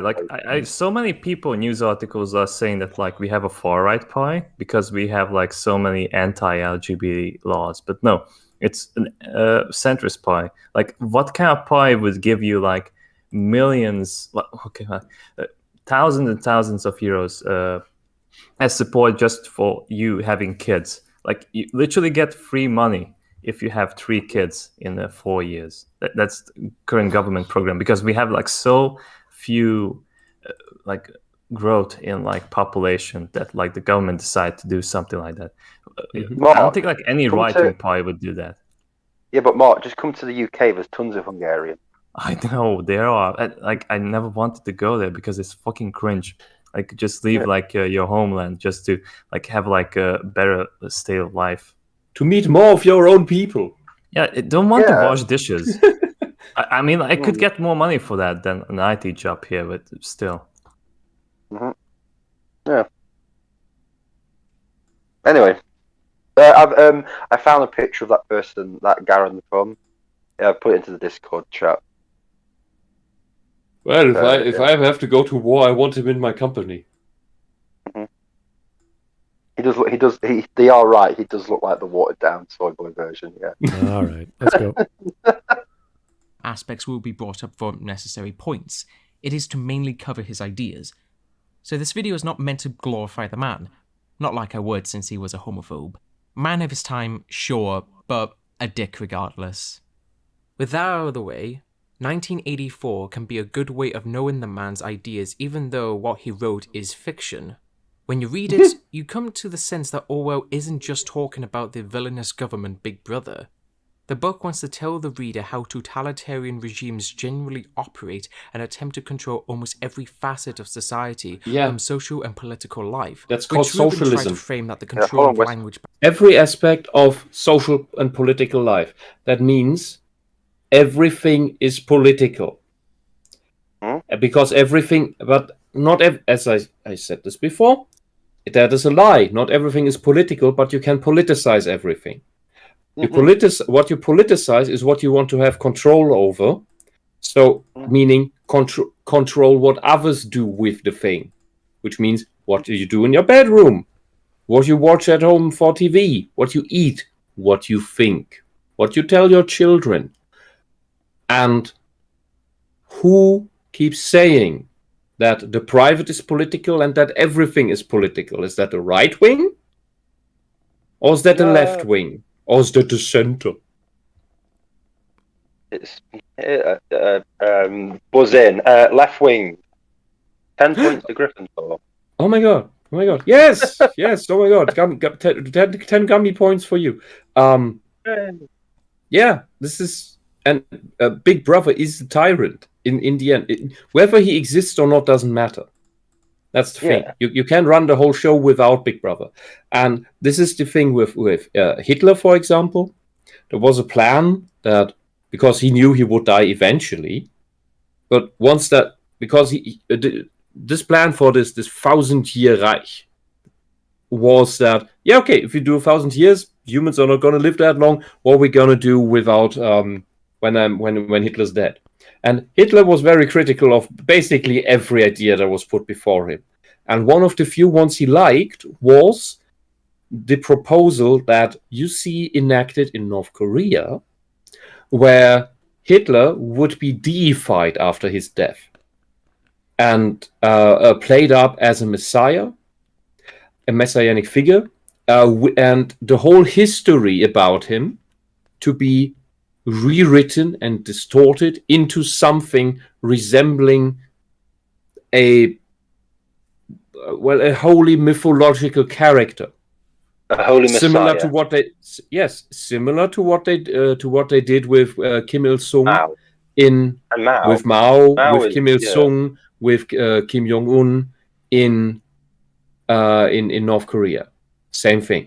That was the plan for Nazi Germany once Hitler would die. They would be working on it after the war to set it all up properly. And basically, the whole Lenin thing with keeping his body on display. Yeah, in the in the Snow White sarcophagus. That goes into that direction. This deification. You don't need the actual tyrant. Once you have put him up as a god, then it has become a church. Then it is a full religion. What is it? What is that? What's that Christian Bale movie called? Equilibrium, is that it? Equilibrium, yes. Yeah, because that's obviously got 1984 vibes with it. But they also talk about, was it Father, and how he's been dead for years and he no longer exists. Mm-hmm. But he's just an image on a screen. Yeah, and it's like deified. So yeah, people. My favorite Stanislav Lem story that I also keep mentioning on repeat uses that idea as well, and that was written in the 70s, I think. Mm-hmm. That also has this cult going that nobody in that case nobody believes in, but everybody is so afraid to critique it or to flee because they're locked on a planet. You would need to build a rocket to get away from it. So that everybody rats out and potentially murders everybody who says something negative. But actually everybody wants to get out, but nobody can, but everybody thinks to be alone in that. And the actual leader who invented all of that thing, if he ever existed, is long gone. It's a nice conclusion of to the story. It also has this element in it. Yeah. 1984 describes socialism, you twat. I come from East Germany. I know this shit. We had to live under that. You champagne fuckhead. You disingenuous. You disingenuous propagandist spin shitter. Mm-hmm. Oh yeah, he's definitely a champagne socialist. Yeah, you can see the silver spoon still sticking out of his mouth. Yeah. I don't have silver spoon. Not you. Never mind. I don't have a sink in my kitchen. Okay, that's not communism. That's just getting you that's just you having a bad kitchen. But anyway, let's carry on because I feel that we're probably going to be going over ourselves quite a lot. Yeah. Let's go with this. So I think we should keep going. Yeah. By Big Brother, PC Culture Acts. It also includes an overview of how a surveillance state works and shows what that life would look like. Orwell got his ideas of a surveillance state due to how, during the Second World War, the government issued propaganda during his time working at the BBC. He wasn't entirely against the idea of propaganda, as the man who interviewed Orwell for his job at the BBC said, "He absolutely accepts the need for propaganda to be directed by the government and stressed his view that, in wartime, discipline in the execution of government policy was essential." In wartime. You understand that? In wartime. And that means, by the way, that means the opposite of what the socialists wanted. The socialists wanted Britain to be beaten. The socialists in the United States wanted the United States to be beaten. They cheered for the dead soldiers in Normandy. Mm-hmm. And not in the nice, not in the nice way, not in the way of honoring them, but in the, yeah, they're dead. It's great. Americans are dead. Americans cheered for Americans dying. So Saving Private Ryan is like a comedy for them? Well, for modern day ones, yeah. But in the old days, I mean, if anyone knows about Lord Haw, he used to do propaganda on the radios and stuff against the British soldiers and everything. So, yeah, people used to celebrate dead soldiers and everything for ages, right?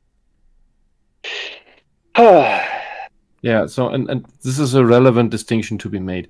War is, especially when your own country is on the line, that's the relevant part. You need your country to work together or you will be gobbled up. And then there will be no people left to defend. That is the one time where propaganda has its reason, because it also needs to keep up the moral spirit of the people. Because when your enemy manages to demoralize your people, you do have lost before even a bullet, before a bomb flies. That's what propaganda is for in wartime. Outside of wartime, not so much. I think the general argument about 1984 is that Orwell is attacking totalitarianism, and most people say, well, that's not socialism.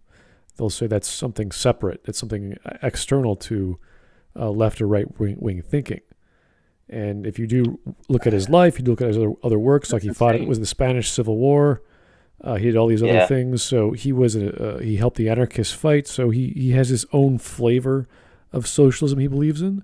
And he was criticizing other socialists, which was, Soviet socialism and other flavors thereof. So it's a very nuanced position that Orwell does take in life. And it's probably more accurate to say totalitarianism, but for us that know history... It is on the example. 1984 is especially on the example of socialism. No, but listen. Let's just say that it wasn't done on socialism. Okay, you can't read it any other way. You can't read it in general, and that's the great thing about it. Yeah, but Wisp, right? Just hear me out, right? Okay, so it's not about socialism.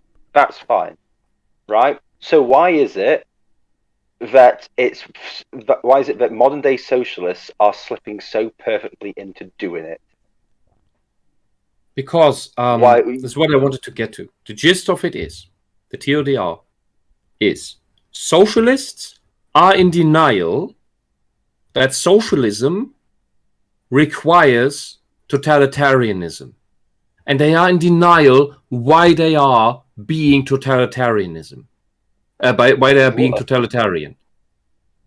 Yep. And that is why they say, oh, George Orwell wasn't criticizing socialism because the book is about totalitarianism. Because in their insane minds, socialism cannot be totalitarian when it always is.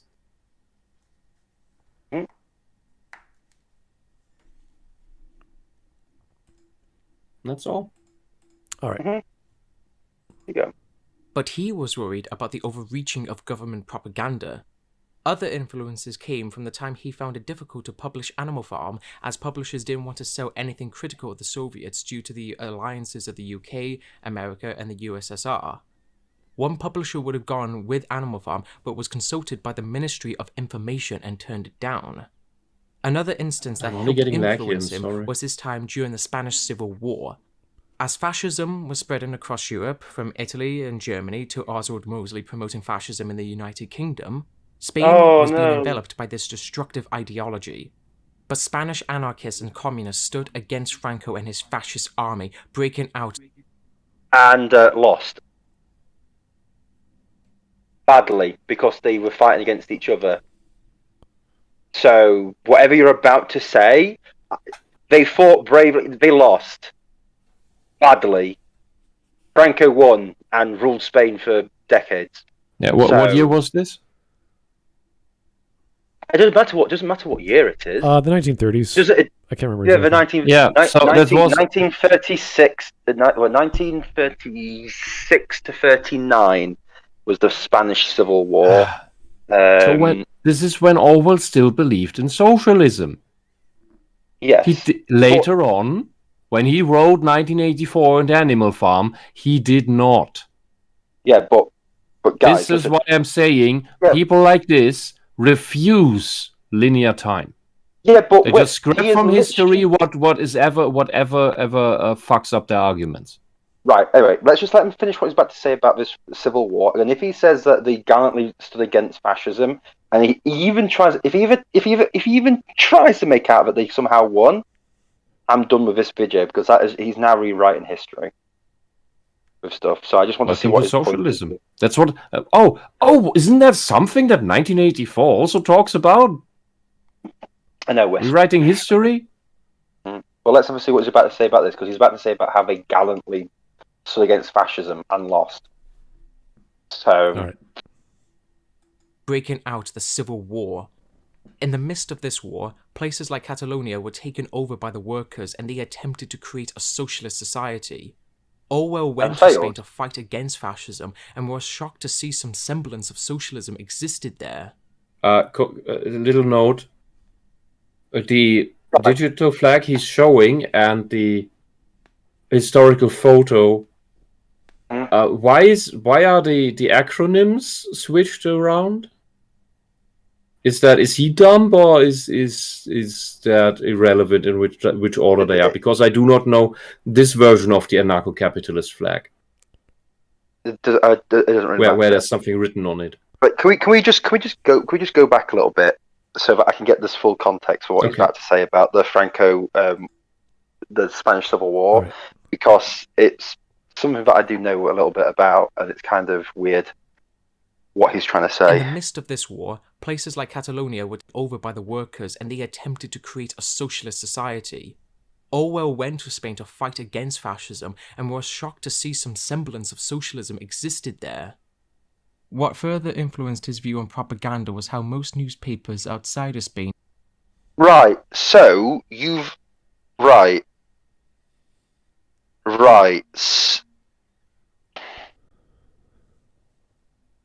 They attempted to make a socialist state in Catalonia. It failed. They were taken over by the fascists. Right. Do you know why they failed? Because the socialists were fighting against each other. Because they couldn't agree. There was more battles between Stalinists and Marxists and Leninists and stuff in Spain than there was between fascists and socialists.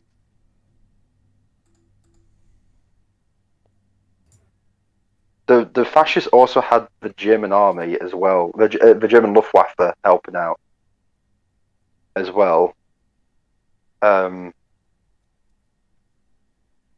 You're also just brushing over the fact that the socialists also lost with it. Or whatever. Outside of Spain did not mention a workers' revolution to overthrow capitalism was happening. Even the Communist Party of Spain betrayed the anarchists and communists who were allies with the POEM, which stands for the Workers' Party of Marxist Unification, by framing them as allies of fascists. I have given reasons for thinking that the communist version of the Barcelona fighting cannot be taken seriously. In addition, I must say something about the general charge that the POEM was a secret fascist organization in the pay of Franco and Hitler. This charge was repeated over and over in the communist press, especially from the beginning of 1937 onwards. It was part of the worldwide drive of the official Communist Party against Trotskyism, of which the POEM was supposed to be representative in Spain. Reasons for why the party betrayed the socialists, the anarchists and communists were because the party was an ally with the USSR, and they stood by that there must be what Marx believed would happen, an international proletarian revolution to overthrow capitalism. Since there wasn't one at the time, they believed it was too early for a revolution for socialism and backstabbed the movement. In particular, the Communist Party, with Soviet Russia behind it, had thrown its whole weight against the revolution. It was the communist thesis that revolution at this stage would be fatal, and that what was to be aimed at in Spain was not workers' control, but bourgeois democracy. Which is what socialism always turns out to be. Press and a surveillance state, and believe that his ideas describe the more liberal, more progressive news press, like somehow using so. It always turns out into. Oh God!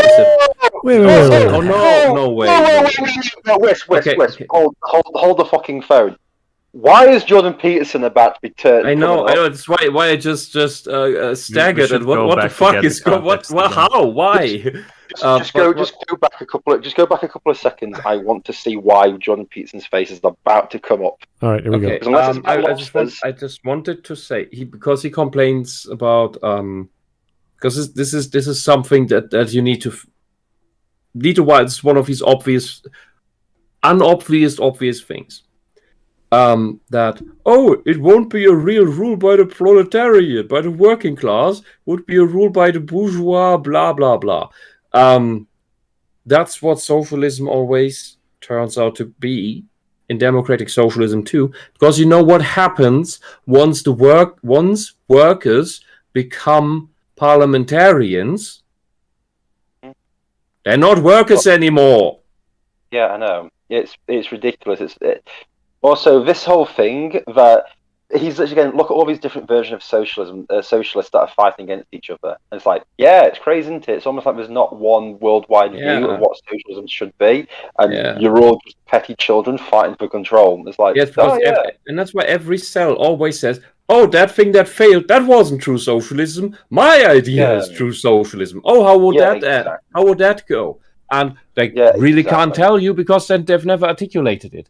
And the thing is this is how teenagers also fall into it all the time, by all these very vague ideas, vague formulations, and then you ask, okay, when you're a parent, for example, and your kid is falling into this crap, and then you sit down with your kid and ask, okay, then if you know how the revolution is going to be and how the utopia is going to function, how is that going to work? So you don't explain to your teenager or to your friend or whatever. You don't explain the thing, but you play the dumb 5-year-old who now needs some explaining. Just explain to me how this works. Run me through the thing.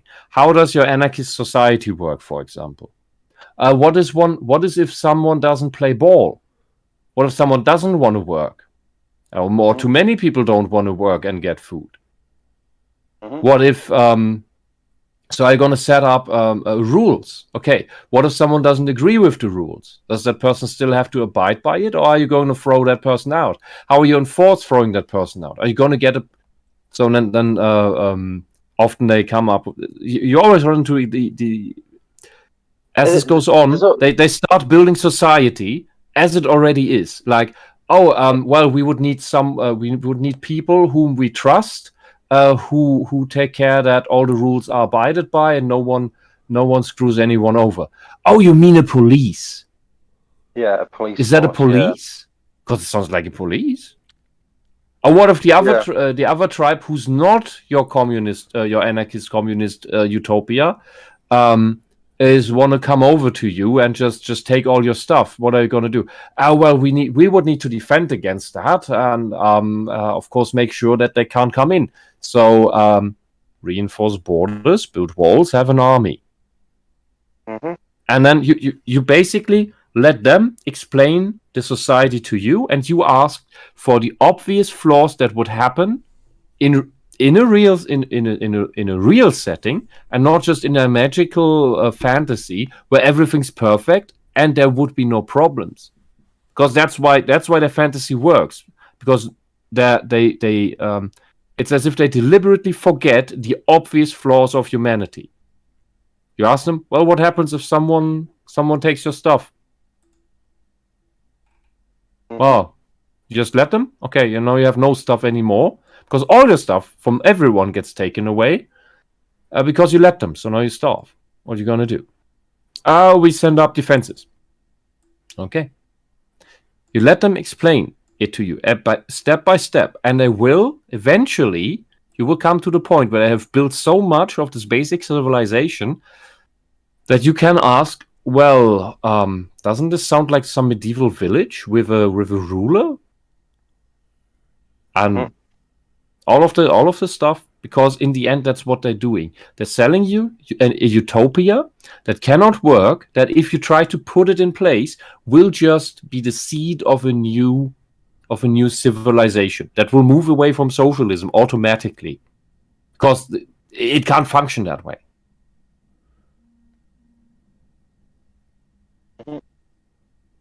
And now we will learn why Lobsterius is gonna be part of this conversation. All right. Hooray! That revolution at this stage would be fatal, and that what was to be aimed at in Spain was not workers' control, but bourgeois democracy. Conservatives took Orwell's critiques of the news press and a surveillance state and believed that his ideas described the more liberal, more progressive news press, like somehow using someone's preferred pronouns as what Orwell warned about. Yes, he did. Orwell warned about compelled speech. Yes. Yeah. And your bullshit neo-pronouns, your furry pronouns, are not real pronouns. Wait a second. Your use of the plural of a plural pronoun to refer to a single person is not a neutral pronoun. That is a honorific. What does this have to do with Peterson? He was warning the same thing. Because he's a conservative who says that these liberal things which are not liberal. It's the opposite of liberal. I've also said this a thousand times that this is another sheepskin that they stole, like hermit crabs. What they do is authoritarian, and authoritarian and liberal are opposites. Especially the Americans need to stop to call the socialists liberals. There is nothing liberal about them. And you will never have a real liberal, much less a classical liberal movement, as long as you let the socialists have the word liberal. What you need to understand is that the socialist war on words is the war where the war is at its basics. That is the war about thoughts. You let them have the word liberal, you will never have something that can really stand against them. And that is how they have already almost won. Take that word back. Do not ever call them liberal. They are not liberal. They are the opposite of liberal. They are the enemies of anything liberal. But anyway, yeah, the whole thing with Jordan Peterson is he won't call somebody a pronoun that they just made up, and it makes this soy boy cry because I don't know, his mother was killed by a giant lobster when he was 5. Oh, and that wasn't even the thing. Peterson said that had it been a voluntary thing and just been asked, he would give the courtesy. But what happened was that he was compelled to, that he was forced to say it, and that is why, on principle, he refused. Mm-hmm. All right. Anyway, let's keep going. This is stupid. Is that conservatives use Orwell to discredit and reject all forms of intelligentsia and scientific reality. Maybe it might be. A socialist shouldn't talk about science. Oh, whoa! You are the most unscientific people on the planet right after creation. Hold on. Intelligence. Right, listen. Right, Mr. Let's kill all the sparrows. Right. We do not use George Orwell to discredit all intelligentsia and science. It's rather the opposite. I mean, we're talking with. He brought up the pronoun shit, so we're talking. You are the Mr. There are no biological differences between men and women. No, Wisp. It's not even that. No, Wisp. It's not even that. This is a massive straw man against what we really use George Orwell for. Mm-hmm. He knows what we use George Orwell for. We talk about how George Orwell shows the bad things about totalitarian government. The problem is socialism resembles that remark, and they know they do.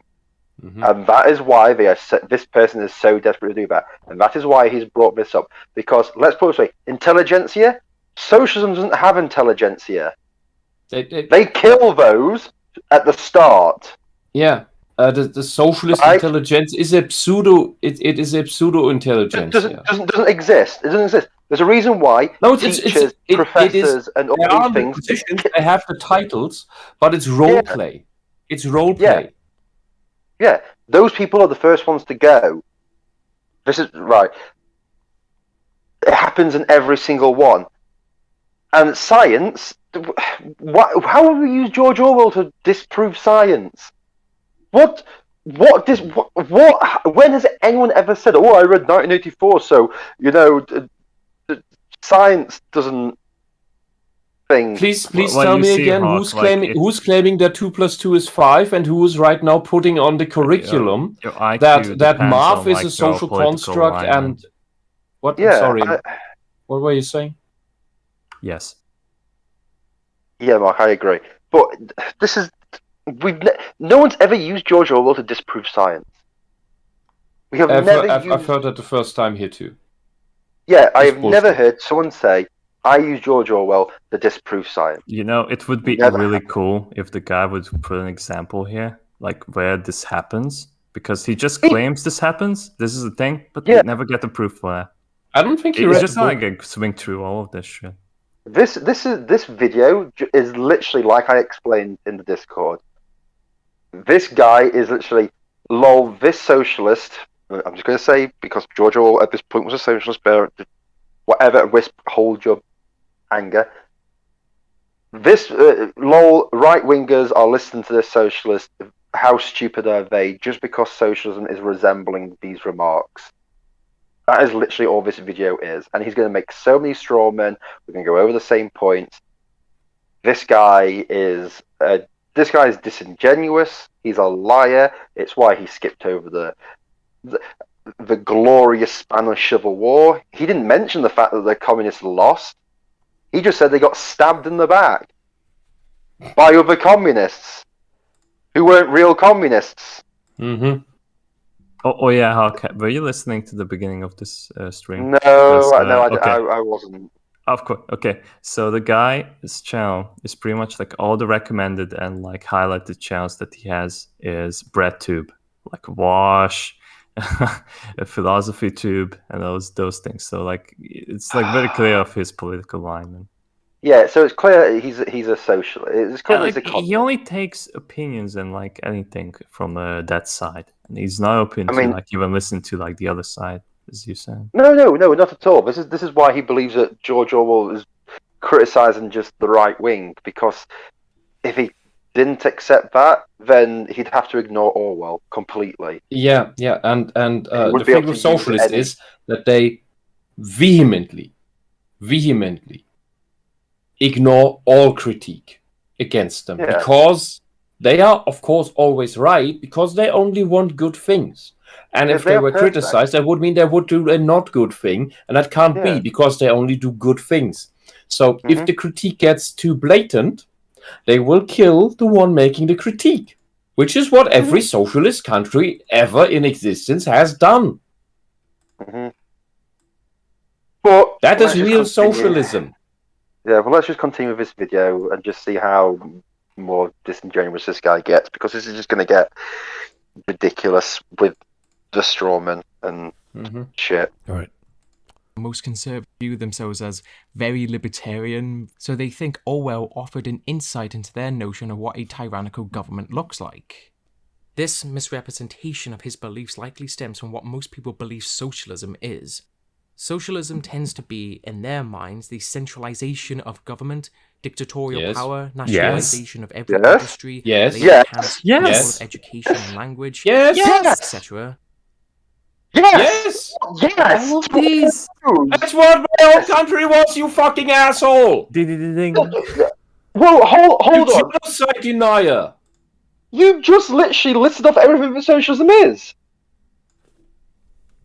What the fuck is this? He's going to say the NHS is the good side. What the fuck is this? Okay, right. Jeremy Corbyn is the perfect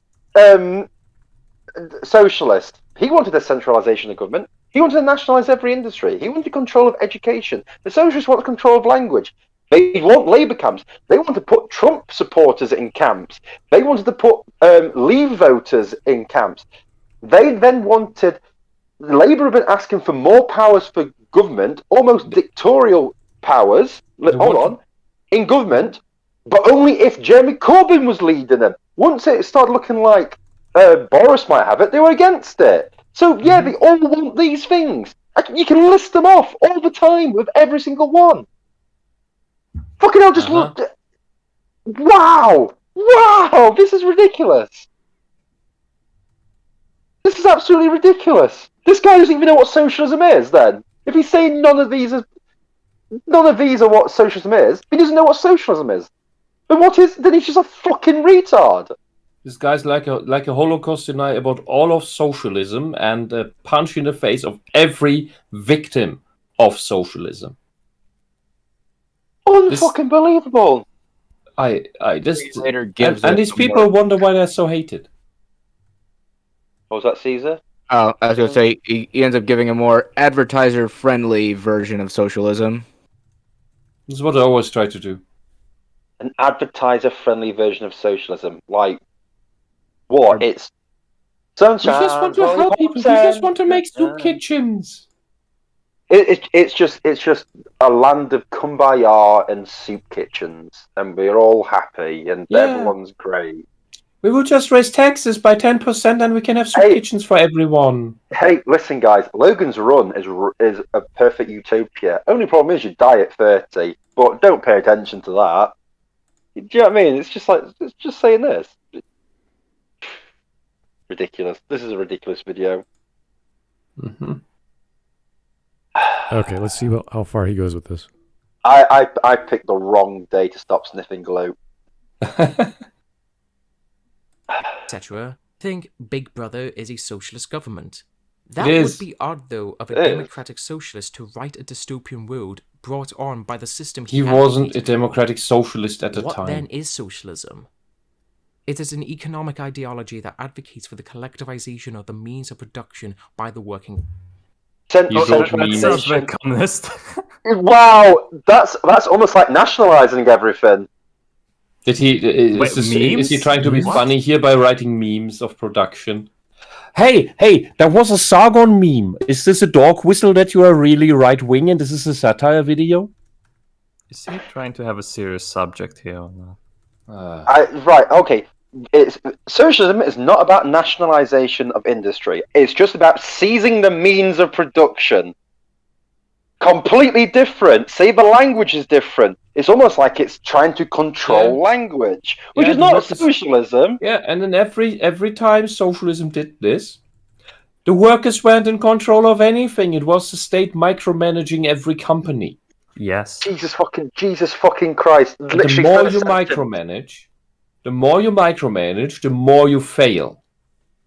Oh, Jesus. And this is, and anyone who said an incompetent meddling manager in his company knows that. Oh, but that is just in your one unit of the company. Now imagine you have that asshole at the top of the state, and he's micromanaging every aspect of your company and everyone else's company. Yeah, but Wisp, listen. I worked in local government for 5.5 years. They micromanage everything. High five. It is utterly shit. Mm-hmm. They can't solve anything. Mm-hmm. It is the stupidest thing ever. And you expect these idiots I don't to micromanage, but socialists expect these idiots to micromanage everything about the entire country. They can't from the federal level. They can't even grit the fucking roads when it snows. Yeah. And see, this is the difference between socialism and an actual liberal society. The more liberal your society is, the more you abide by the, and I mean liberal in the literal sense, not the bullshit US political sense, is the principle, the subsidiary principle. Doesn't have anything to do with subsidies. The subsidiary principle means that every decision will be made on the lowest level, on the lowest strata possible, where it is affecting the people and where the most people know what it's actually about. Like a local thing for your village will be decided in your village and not by the EU. A thing that affects the city will be decided by the city council, or if it's a district, by the council of that district, maybe, or with approval of the city council, so that you have consistency across your city, and not by the federal government or the EU, or something even bigger, the UN. So that the UN, because in socialism, the UN would be micromanaging the planting of trees and when they are being watered on your street, and when your trash is being hauled off, as well as the naming of your street. It will be handled by the UN instead of your city council. That is that is socialism versus the subsidiary principle.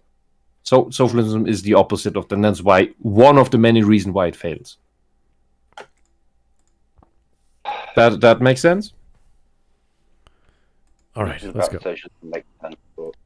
Working class, meaning there is no employer, no government control, and the abolition of private property. This does not entail the government owns your house. Your home and personal property is not taken away. Okay, okay. Yes, it does. Wait. He's making this false, not even dichotomy.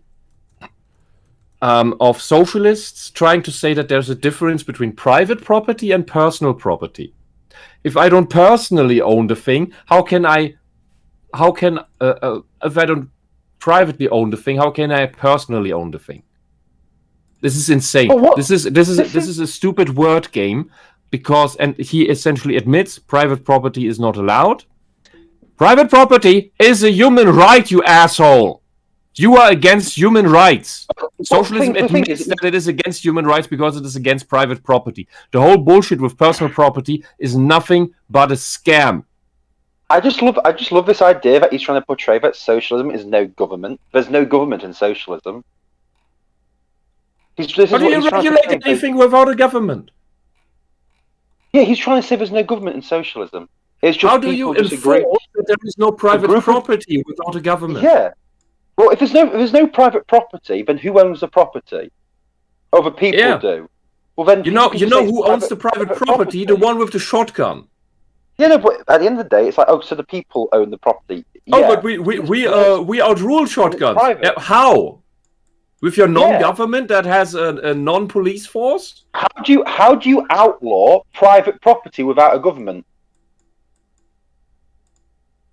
How do you outlaw private property without a government? How do you seize the means of production without a government?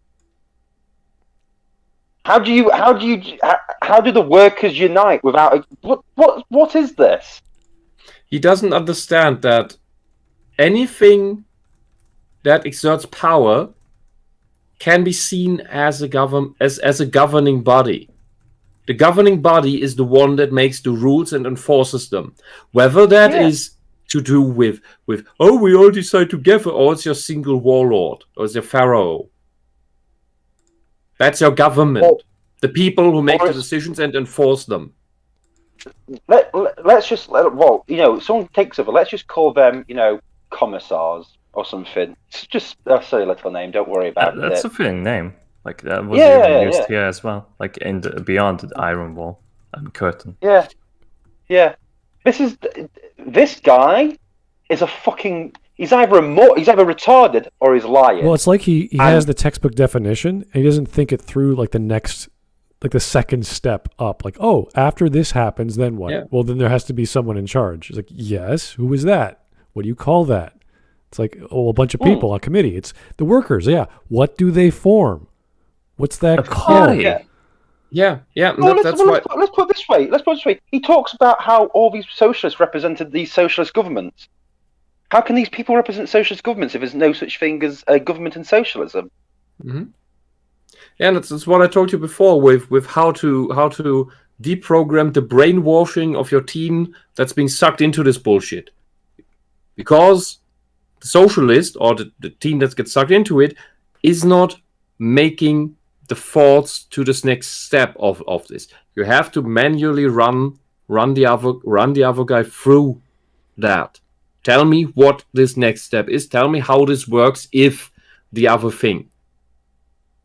The whole and this whole distinction between private and personal property is one of the coping ideas that the socialists came up with. I think lately. I'm not sure this is very old.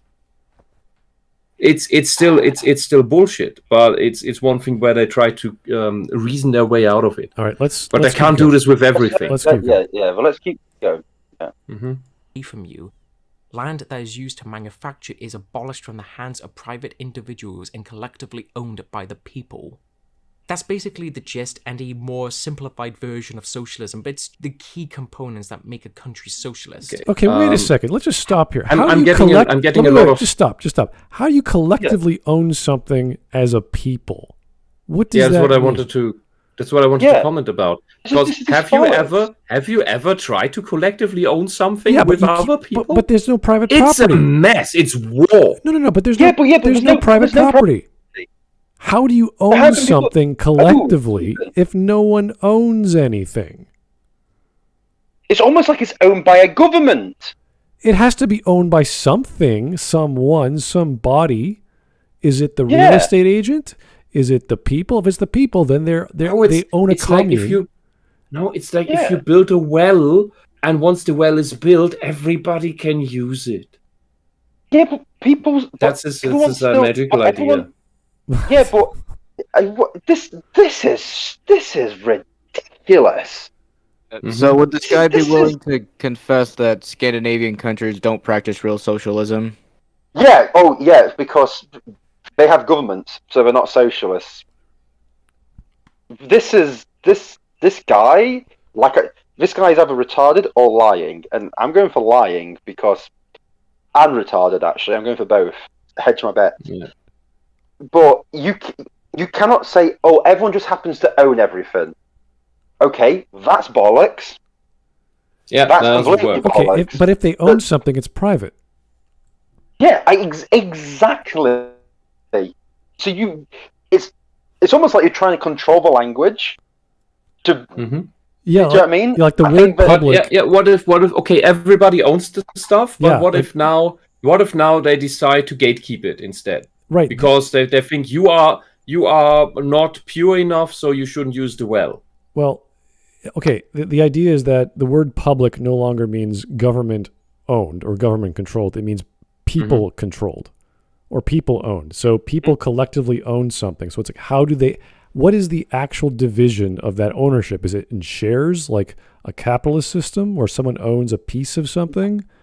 Is it... if you own a piece of it, it's been private. Yeah, but they're using the word public to represent just, the people who own the thing, right? I don't know how they do it. In German, we call publicly owned things that can be owned by the state. They can also be just places, just the land, because that is it. We talk about the general public.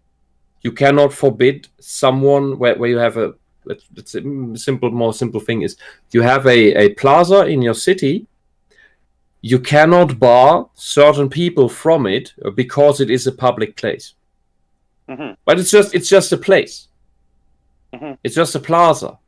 It doesn't have any function. It's not producing anything. It's just somewhere where you can stand around or sit.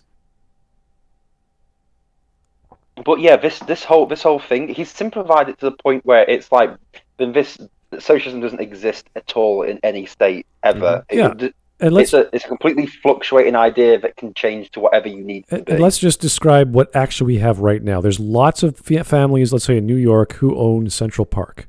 It's privately owned, and yet anyone can walk through it to a degree. It's controlled by the people who own it. It's super expensive real estate, yada, yada, yada. How is that any different than what he's describing? It's with some of these things, we have this principle that is neatly brushed under the rug by champagne socialists I need to translate this. With property comes responsibility. That doesn't mean that the state can force you to do something with a property, like you own houses and they're empty, and then this government says, "Oh, but we need to fill them with these refugees." You can say no to that. What it means is when you own a certain thing, like a historical site, it is your job to keep that thing in good shape. Yeah. You shouldn't let and your empty house that you have where you currently are not taking any tenants in, you should keep in good shape and not let it turn into a ruin. If you have a river in going through your property, you are to make sure that the fucking thing stays clean and you don't dump shit in it. That's part of what that means. This is not codified law, but this is a principle that drives our law. And this is I think something that is way more akin to what socialists believe to be preaching, but in practice are against, because they again go into micromanaging and telling other people what to do with their stuff. Yeah. And when they don't, they use force. Right. Shall we just carry on a little bit longer with what he's saying, because I'm sorry, I can't comment on Kropotkin. I have the book on my to read pile behind me. I still didn't get around to read it, and it's one of those things that I don't actually want to read that. Hold on. But here's the thing: anarcho-communism Anarcho means anarchy. So obviously they even have a different word for communism without government. So anarcho-communism is the big scam. That's the thing that can't exist. It's an oxymoron. I understand, but what I'm saying about with language, they have a type of communism and socialism, like anarcho-socialism or whatever it is. They have words for things so they can differentiate it from the socialism with government. So this guy knows that there's these different things. So he's lying. Yeah, probably. But, anyway, let's go. Yeah. How conservatives come to the conclusion that Orwell wrote against socialism then? He explicitly said once, "The Spanish War and other events in 1936 to 1937 turned the scale. Thereafter I knew where I stood. Every line of serious work that I have written since 1936 has been written directly or indirectly against totalitarianism and for democratic socialism as I understood it." He wasn't secretive about his support for... Understand. So number one is as he understands it. Secondly, I would like a year as to when he wrote that. And the thing is, it is often the case with the people who believe in the good advertised, the advertisements on the posters of socialism, because those are nice ideas. And I can believe that Orwell believed them, like many others. So previously socialists that grew out of that after they realized that socialism isn't actually working towards them. It's not just that they can't be achieved. It's that the socialism behind the poster, behind the advertisement, is not working towards these good things, but rather the opposites. And when Orwell says for democratic socialism how he understands it, he probably means something that doesn't resemble socialism at all. Yeah, I'm going to say that most people grow out of socialism when they reach 30, and they have to actually pay taxes and, work a job. I guess that gets a lot of people out. Yeah, and it starts to realize, oh, hang on, socialism where I'd have to pay more taxes, and I don't really want to do that. It's funny how greed can actually change socialists so quickly. Yeah. Well, not just greed. It's also the I worked hard for this, and now you want to take it away? Yeah, exactly. Which is greed. I think that's a little bit more to do with that than just plain greed. It's more like I see greed driving socialism. That's what I see. Let's put it this way: there's a lot of millionaire socialists out there. So, well, something rings to that point. Is a proverb. I think it might come from either from England or the United States, but I can only paraphrase it, and I think it should be expanded a little bit. Something along the lines of, when you're young and you're not left wing, you don't have a heart. Yes. When you grow older and you don't become conservative or whatever, so you don't grow out of that. You don't grow out of socialism. You don't have a brain. Yeah. Yeah. Yeah. That's from that. Yeah. Yeah. And the hard thing is, I'd rather say, because socialism appeals to that. It appeals to your emotions and manipulates you. You want the right things. You want good things. But you will, as you grow older, understand that socialism is not the way to get them. Yeah.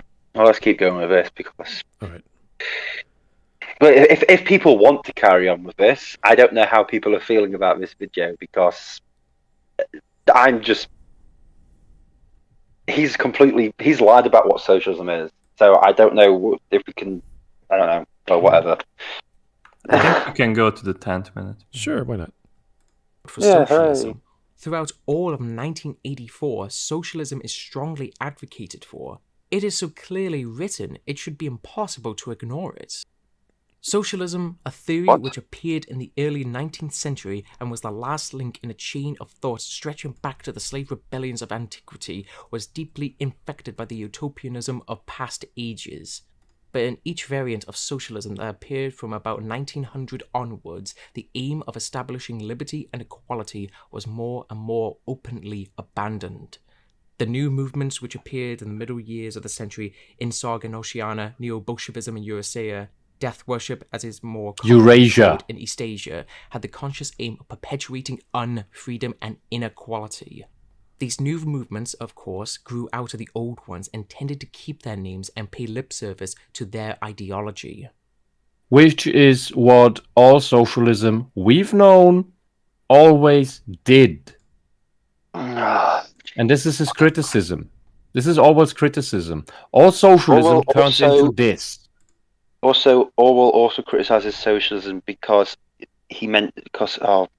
it is the socialism we have today. What is the guy? Because my problem is that I always see them as Richard Burton and John Hurt. I keep forgetting their actual characters' names. The minister. Winston. Yeah. What's the minister? What's the guy called? Shit, I can't remember. But he literally mentions about the fact that all these things were about everyone used power to get,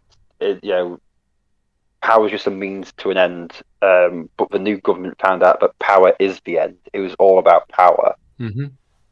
And so he was critical of socialism, saying that they use all this stuff to get power. But power would mean they could make something else, and it always failed. It's like, so he was critical of stuff. Still, you can easily take bits from the early part of the book, perfectly fine, and then you take stuff from later part of the books, and it's like, oh, yes, it doesn't work out that well. Mm-hmm. And I looked it up. It was Adam Sutler. Who? What? The character was Adam Sutler, the Prime Minister. Oh, in V for Vendetta? Yeah. Oh, yeah. Sorry, that was a conversation. I don't think the name was used that often, so kind of slips. Yeah. But, But also, with 1984, you don't know whether the other two places even exist, actually, or actually how much Inxark has control. You mean it's an intangible enemy, like the war on drugs, the war on terror, the war on the war on white Satan, supremacy. the war on white supremacy. It's also the fact the war on a certain thing we're dealing with right now. Yeah. That is not even fought properly. If we were fighting this current war on that thing we can't see properly, we do way different things. That's my issue with it. Yeah. So this is the joys of 1984. It's got so many open things you can interpret. Mm-hmm. Well, hey ho. In the end, it's always a war on thoughts. Mm-hmm. All right. Keep going. In a world in which everyone worked short hours, had enough to eat, lived in a house with a bathroom and a refrigerator, possessed a motor car or even an aeroplane, the most obvious and perhaps the most important form of inequality would have already disappeared. It was possible, no doubt, to imagine a society in which wealth, in the sense of personal possessions and luxuries, should be evenly distributed, while power remained in the hands of a small privileged caste. But in practice, such a society could not long remain stable. For if leisure and security were enjoyed by all alike, the great mass of human beings who are normally stupefied by poverty would become literate and would learn to think for themselves. And when once they had done this, they would sooner or later realize that the privileged minority had no function and they would sweep it away. Here's the thing, right? If you have a house, food, and a fucking aeroplane, right? Your own personal aeroplane. What more does how can you class these people as underprivileged and unequal with stuff? I think this is one of the things I disagree with the book, moment, I have to sneeze.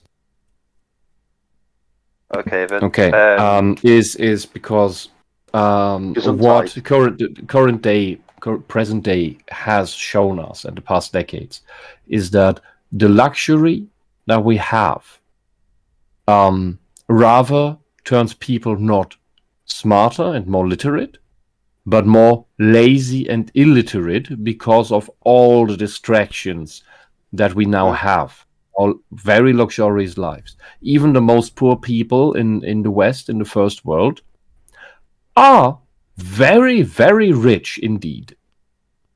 You don't have to worry about anything because the state takes care of it. Yes, there are exceptions when things go bad, sure. But the general thing is, you have no reason to be homeless if you accept the state's help. And what the parallel to this is the more and more famous mouse utopia experiments from, I think, the 80s, where the big ones were done. And that is when all your basic needs are met and you don't have to struggle, that's when society degenerates and dies out. Because we need that to ground ourselves, to see clearly, and to mentally mature. If that is taken from us, we remain confused, stupid, narcissistic idiots who don't understand anything about the world, much less about those who govern us.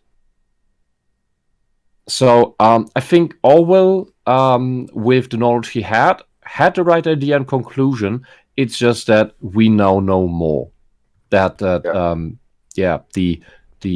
luxury, the needs, those needs met does not automatically lead to the realization that the powerful minority ruling caste is unnecessary. It's rather something that is born from I'd say a cognitive, emotional consciousness maturity that you only learn through struggle in your life. I also like that people put poverty with your intelligence. Being poor doesn't mean you're stupid. I mean, when I was on the street, some of the people I met there were bright as day. Yeah, but what I mean is intelligence isn't measured by wealth. Well, the classes of what I guess a tax bracket or whatever income bracket you want to talk about in a society is always measured by poor, middle class, and rich. Yeah, when in reality, I get that. Yeah, but those are relative terms. Those are just general ideas. When you actually look at people, they have all kinds of different income, all kinds of different debt, all kinds of property. It's on a huge scale. So what we call rich is relative to the super rich, I guess, in some countries. So that's what I'm saying. Compare our lower class to the upper class or middle class of Ghana. Yeah, but our lower class is rich compared to that. Yeah, but what I'm trying to say is intelligence is not. You could be in poverty, but you could still be intelligent. Mm-hmm. Doesn't mean you're stupid. So this is normally stupefied by poverty. You're not stupefied by poverty. You learn things that you need to learn. You learn a lot more different skills. Okay, you can't solve mathematical equations of stuff, but you know how to add 2 buckets of milk and 2 more buckets of milk make 4 buckets of milk, or however you add it up. Do you know what I mean? I'll tell you, I have more respect for the guy who can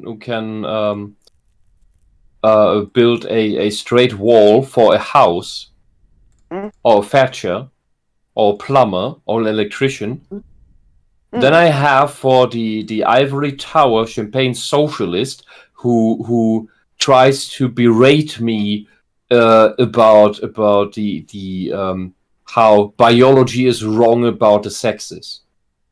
Yeah, exactly. But this whole idea that it's very This is very looking down on the poor on the poor with it. It's yeah. And it seems to be that it is the left that thinks that the poor are stupid. Yeah. The poor aren't stupid. Yeah, and it is that and by the way, this is why we don't need an inheritance tax.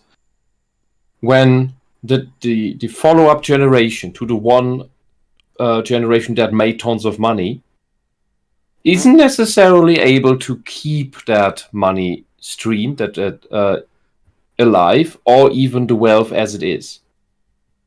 They live off of that accumulated wealth by the previous generation, yes, but on average, after 3 generations within that family, that wealth is completely gone. Yeah.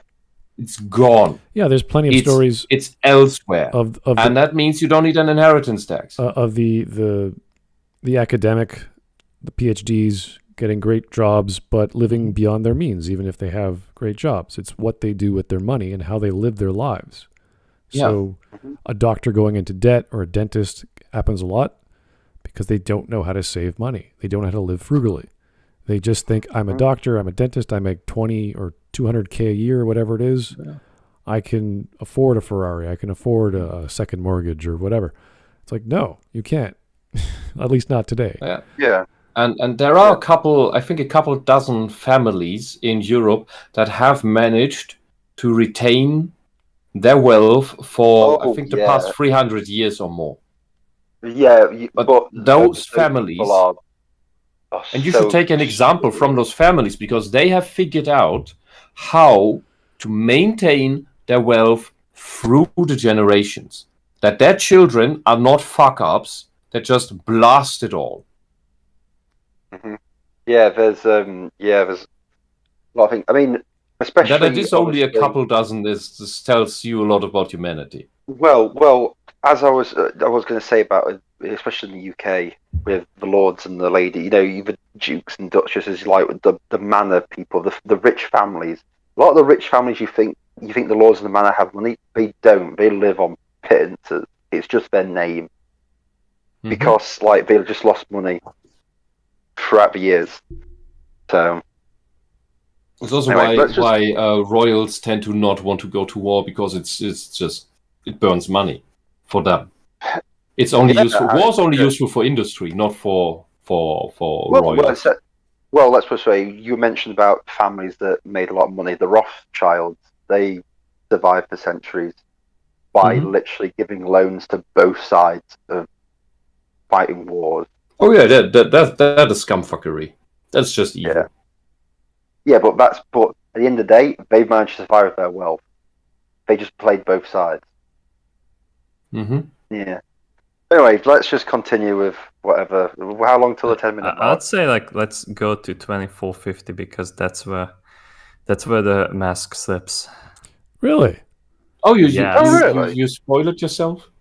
It's worthless to watch the entire video. Just trust me. Go to that exact point. Can you summarize? Yeah, Mark, summarize. You will see. It's only a few seconds, and the part we're skipping. Okay, we're at 24:30. Let's try that. Yeah. Okay. With a book author, so he can sell conservative propaganda.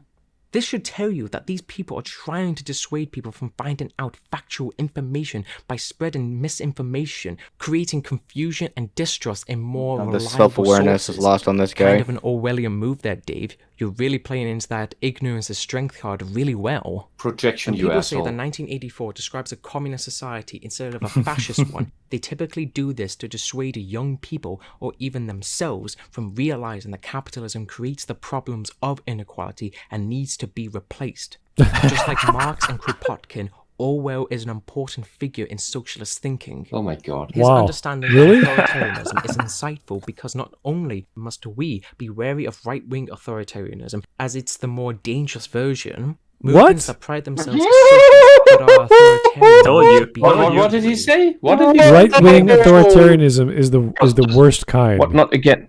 What? So he's accepting that, listen, we're going to be authoritarian and murder you. but the right-wingers might do it a little bit worse. It's like, the no to both of you then. Go away. Wow, that was a great mass split. Capitalism brings us inequality.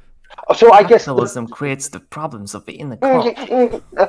Capitalism creates inequality. You're fucking. What the system does. So wait a second. Was capitalism that big a deal that it led to totalitarianism? 70 years ago? No, it was. There was totalitarianism and dictators for hundreds and thousands of years. Yes. Feudalism was bad. Yeah. The Egyptians in the Old Kingdom had credit cards. And I'm just going to tell you like this. Capitalism is not a political ideology. Mm-hmm. Get it in. They make mix it up that both communism and like capitalism is like spoke next to each other. But, like... And the reason is because of that fucking fic. They took a news headline from the 60s that coined the phrase capitalism versus communism because both began with a C and it was catchy. So the smooth-brained retards took that as, capitalism must be a political ideology. Look how smart we are. We've cracked the enigma. You fucking twat. This shows us this guy didn't even read Marx in the first place. Because Marx noted capitalism as a means to creating more equality and freedom and liberty as it helped the people throw off the shackles of feudalism. It was for him. The guy was a parasite. Yeah, but the guy didn't work a single day. Yes, all correct. The point is, Marx saw capitalism as a first step. Later, of course, he wanted something else, but he acknowledged it as a step that liberated people from feudalism. Which is what guys like this douchebag, this lying douchebag, because he just did everything that he accuses Dave Rubin and friends doing. He is the one spreading misinformation. Yeah. He's the fucking liar. Yeah. 1984 is not talking about communism. It's talking about fascism. Dude, every fucking communism in the fucking history of this fucking planet has turned into fascism, indistinguishable from fascism. You can look for the tiny, minute differences all you want in your coping. It is fucking fascism every fucking time. But here's the thing: inequality was invented by capitalism. No, it wasn't. Inequality was invented by the Big Bang. Yeah, I honestly cannot believe that they think that inequality didn't exist before capitalism came along. This is how stupid these people are. They fucking really do believe the world started in 1917 after the fucking. They think it was the Garden Eden Revolution. Yeah, they honestly think it was the Garden of Eden up until 1776, and then capitalism happened. And, evil. Everyone was kumbaya, my lord, kumbaya, and it's all that. I mean, they're romanticizing medieval Europe now, where they're saying, "Oh, people had so much more free time and they were traveling on vacations a lot, people had, and they were working much less than we are today." Like, what the fuck? People were happy to be alive. That's why they probably had 8 or 10 kids. So, like, maybe 1 or 2 of them will survive. Mm-hmm. Yeah, I also love that they had Sundays off. Yeah, to go to church. Otherwise, they'd be arrested and ostracized. Burned as witches. Yeah, exactly. Anyway, it's free time. That's not free time. That's just extortion. These people. Anyway, Smud, what are you going to say? Anyway, let's go to memes, I guess. Yes, please. Yeah, please, because this is just... So, let's all just admit that this is just some fucking soy boy socialist who... But at least I know where H-Bomber guy's hair went. Guys like this are the most dangerous. they're putting even if he's not watched by a lot, but this is such extreme brainwashing that the people who upvote him, who like the shit, who may even give him money for this, they're buying this. And those will be the socialists who you'll later see on the street throwing a Molotov cocktail. All right. Because they feel justified. Here is Germany, or World War II, or I don't know, the Third Reich, according to Mark. It's basically the story of Goku. But he becomes the Führer. So. Yes. I mean, like, I was trying to like make the best out of what I heard from this, but this is how I imagine like German history lessons going. Okay. All right. Okay. Communism could work, but real communism hasn't been tried yet. Oh, that's not real communism. So? And it keeps going. Yep. It just keeps, going and going and going and going and going. We are getting to the point where it's like they're having to make up more communist words just to say it hasn't been tried yet. But hey ho. All right. Intelligence is a capitalist idea. I agree. that was priceless. That was priceless. Risk your life fighting the Nazis to liberate France.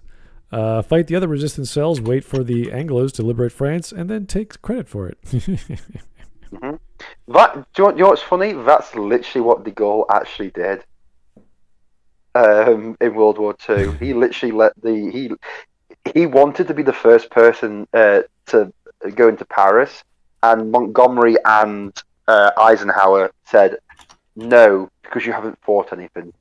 You're not getting the credit. And he was really upset about it. And he actually pulled some French troops away from fighting him after that. To help fight in the war, because he got Mardy that he wasn't allowed to be seen as the hero and savior of Paris. So this is when every socialist starts talking. It's impressive. It's very nice. Let's see his relationship with her father. All right. Here we go. That actual scene. Here we go. Tanya the Evil, I think. Technically, when you recover the jetsam thrown overboard by the shipwreck of socialism, that's not hijacking, that's salvaging. You commie swine. Okay. Shotgun versus human torso. The Chad versus the soy. Yep. Oh my god. I guess that's the other guy, the other YouTube channel. Yeah. Yeah. I finally recovered it from the conservatives. George Orwell? George Orwell was not a queer ally. Yeah. Yeah, I'm just waiting for them to throw out Marx and Engels and Foucault. Yeah, realizing that they weren't that hot either with the gays. Yeah. That's an understatement. It is so funny watching as each year passes. It's like there's like a 30-year allowance. Anything 30 years ago, they don't want to talk about. It's just so funny. You haven't stopped moving left, have you, you fascist? That's I like that one. Oh boy. And here, what? This is okay. Come on, man. Hey, come on, man. Poor people are just as smart as white people. Miss Obama, get down. What the hell am I saying? Why? Yeah, I didn't say that poor people are as smart as white people. That would be just silly. I said intelligence isn't based on how much money you have. That would be nice. What? Why am I saying this? That's not Mrs. Obama. It's just you're Canadian. You said that all American politicians look the same. Really? Doesn't wait. Yeah, ages ago. Does that mean that white trash is colored people? All I'm saying is, when you say that people are stupid because they're poor, it's just a stereotype. You are stereotyping poor people. Poor people have got intelligence. I've seen some really thick rich people. So I was going to leave a comment, but I don't think it's worth my time. No, don't. Not a lot of memes today, but really good ones. Yeah. The ones we have are really, really good. Well, that was not a difficult video to watch. It wasn't very... for you, maybe. Well, I mean, intellectually demanding. It wasn't driving me insane. I didn't learn anything, really, aside from what I already knew about Orwell. No, I didn't really learn much today, aside from this is crazy stuff, as always. But that's every video we watch, so it's all right. Hooray! Wow. So thank you guys for that weird suggestion. I'm not a big fan of political talk or political videos as the focus of the video. I always find it more entertaining when it's thrown in there or surprised at the end, like when Maggie Mae Fish just starts talking about Trump for no reason. Like, what? So that's always fun.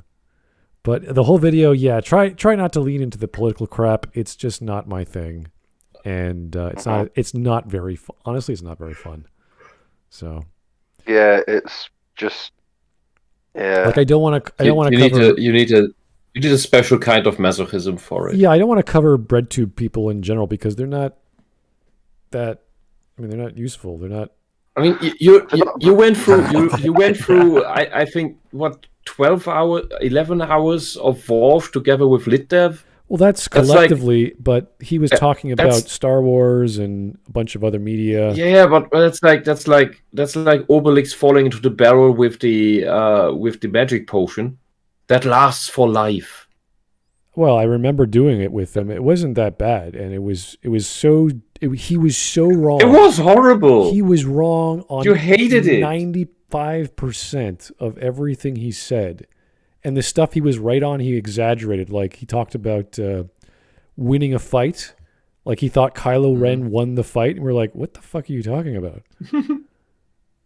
Or like Rey having, like, piloting skills, even though it was never showcased in the movie, other than that scene, which is very questionable. Yeah, if you have a hole in your body from a blaster bolt and you lose a sword fight, he calls that winning for some reason. I'm like, what are you talking about?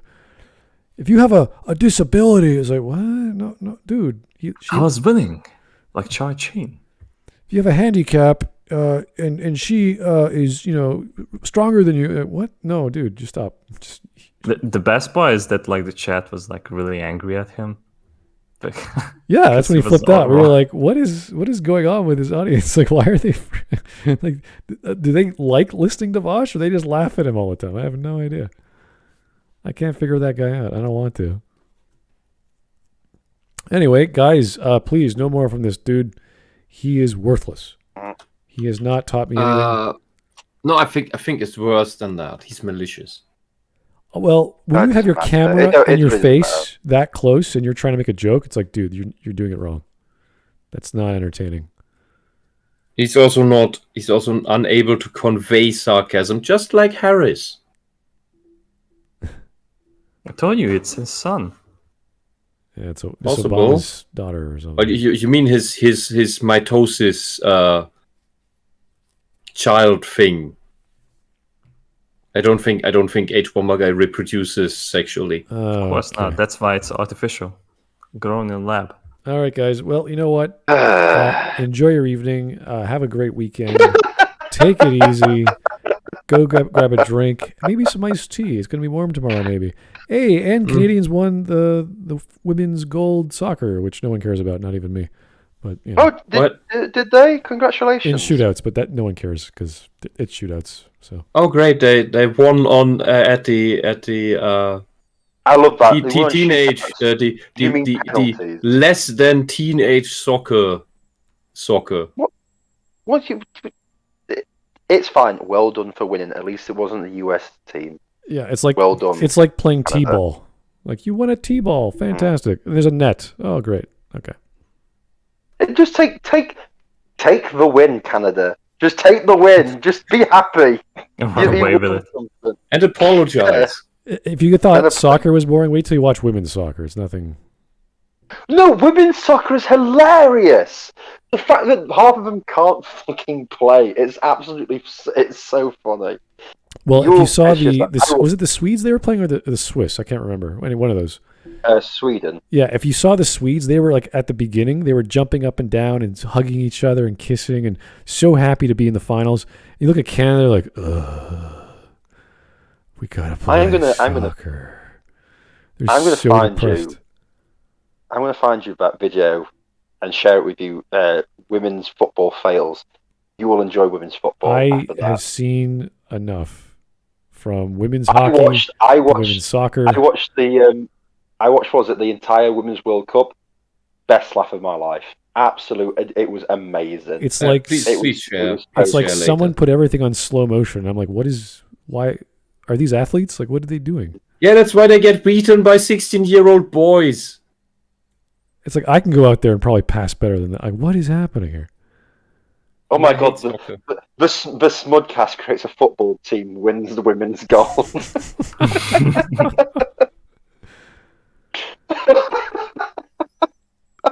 I'll give it to the women on skates. That takes some skill, but it's still freaking slow compared to the men's. But, anyway. It would be unfair. We have a Brit here. Oh, I'm amazing at football. just as long as I don't have to kick anything. Oh.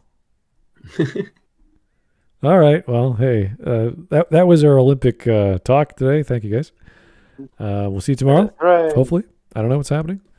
But keep them coming. Keep the suggestions coming. And lay off the politics, please. Once a month is enough for me. It's not my area. It's not fun. We still have Renegade Cut and Kavanagh for that. That is true. Yeah, he likes to throw in politics halfway through talking about, I don't know, Die Hard or some bullshit. I don't know. Yeah. All right. Well, good.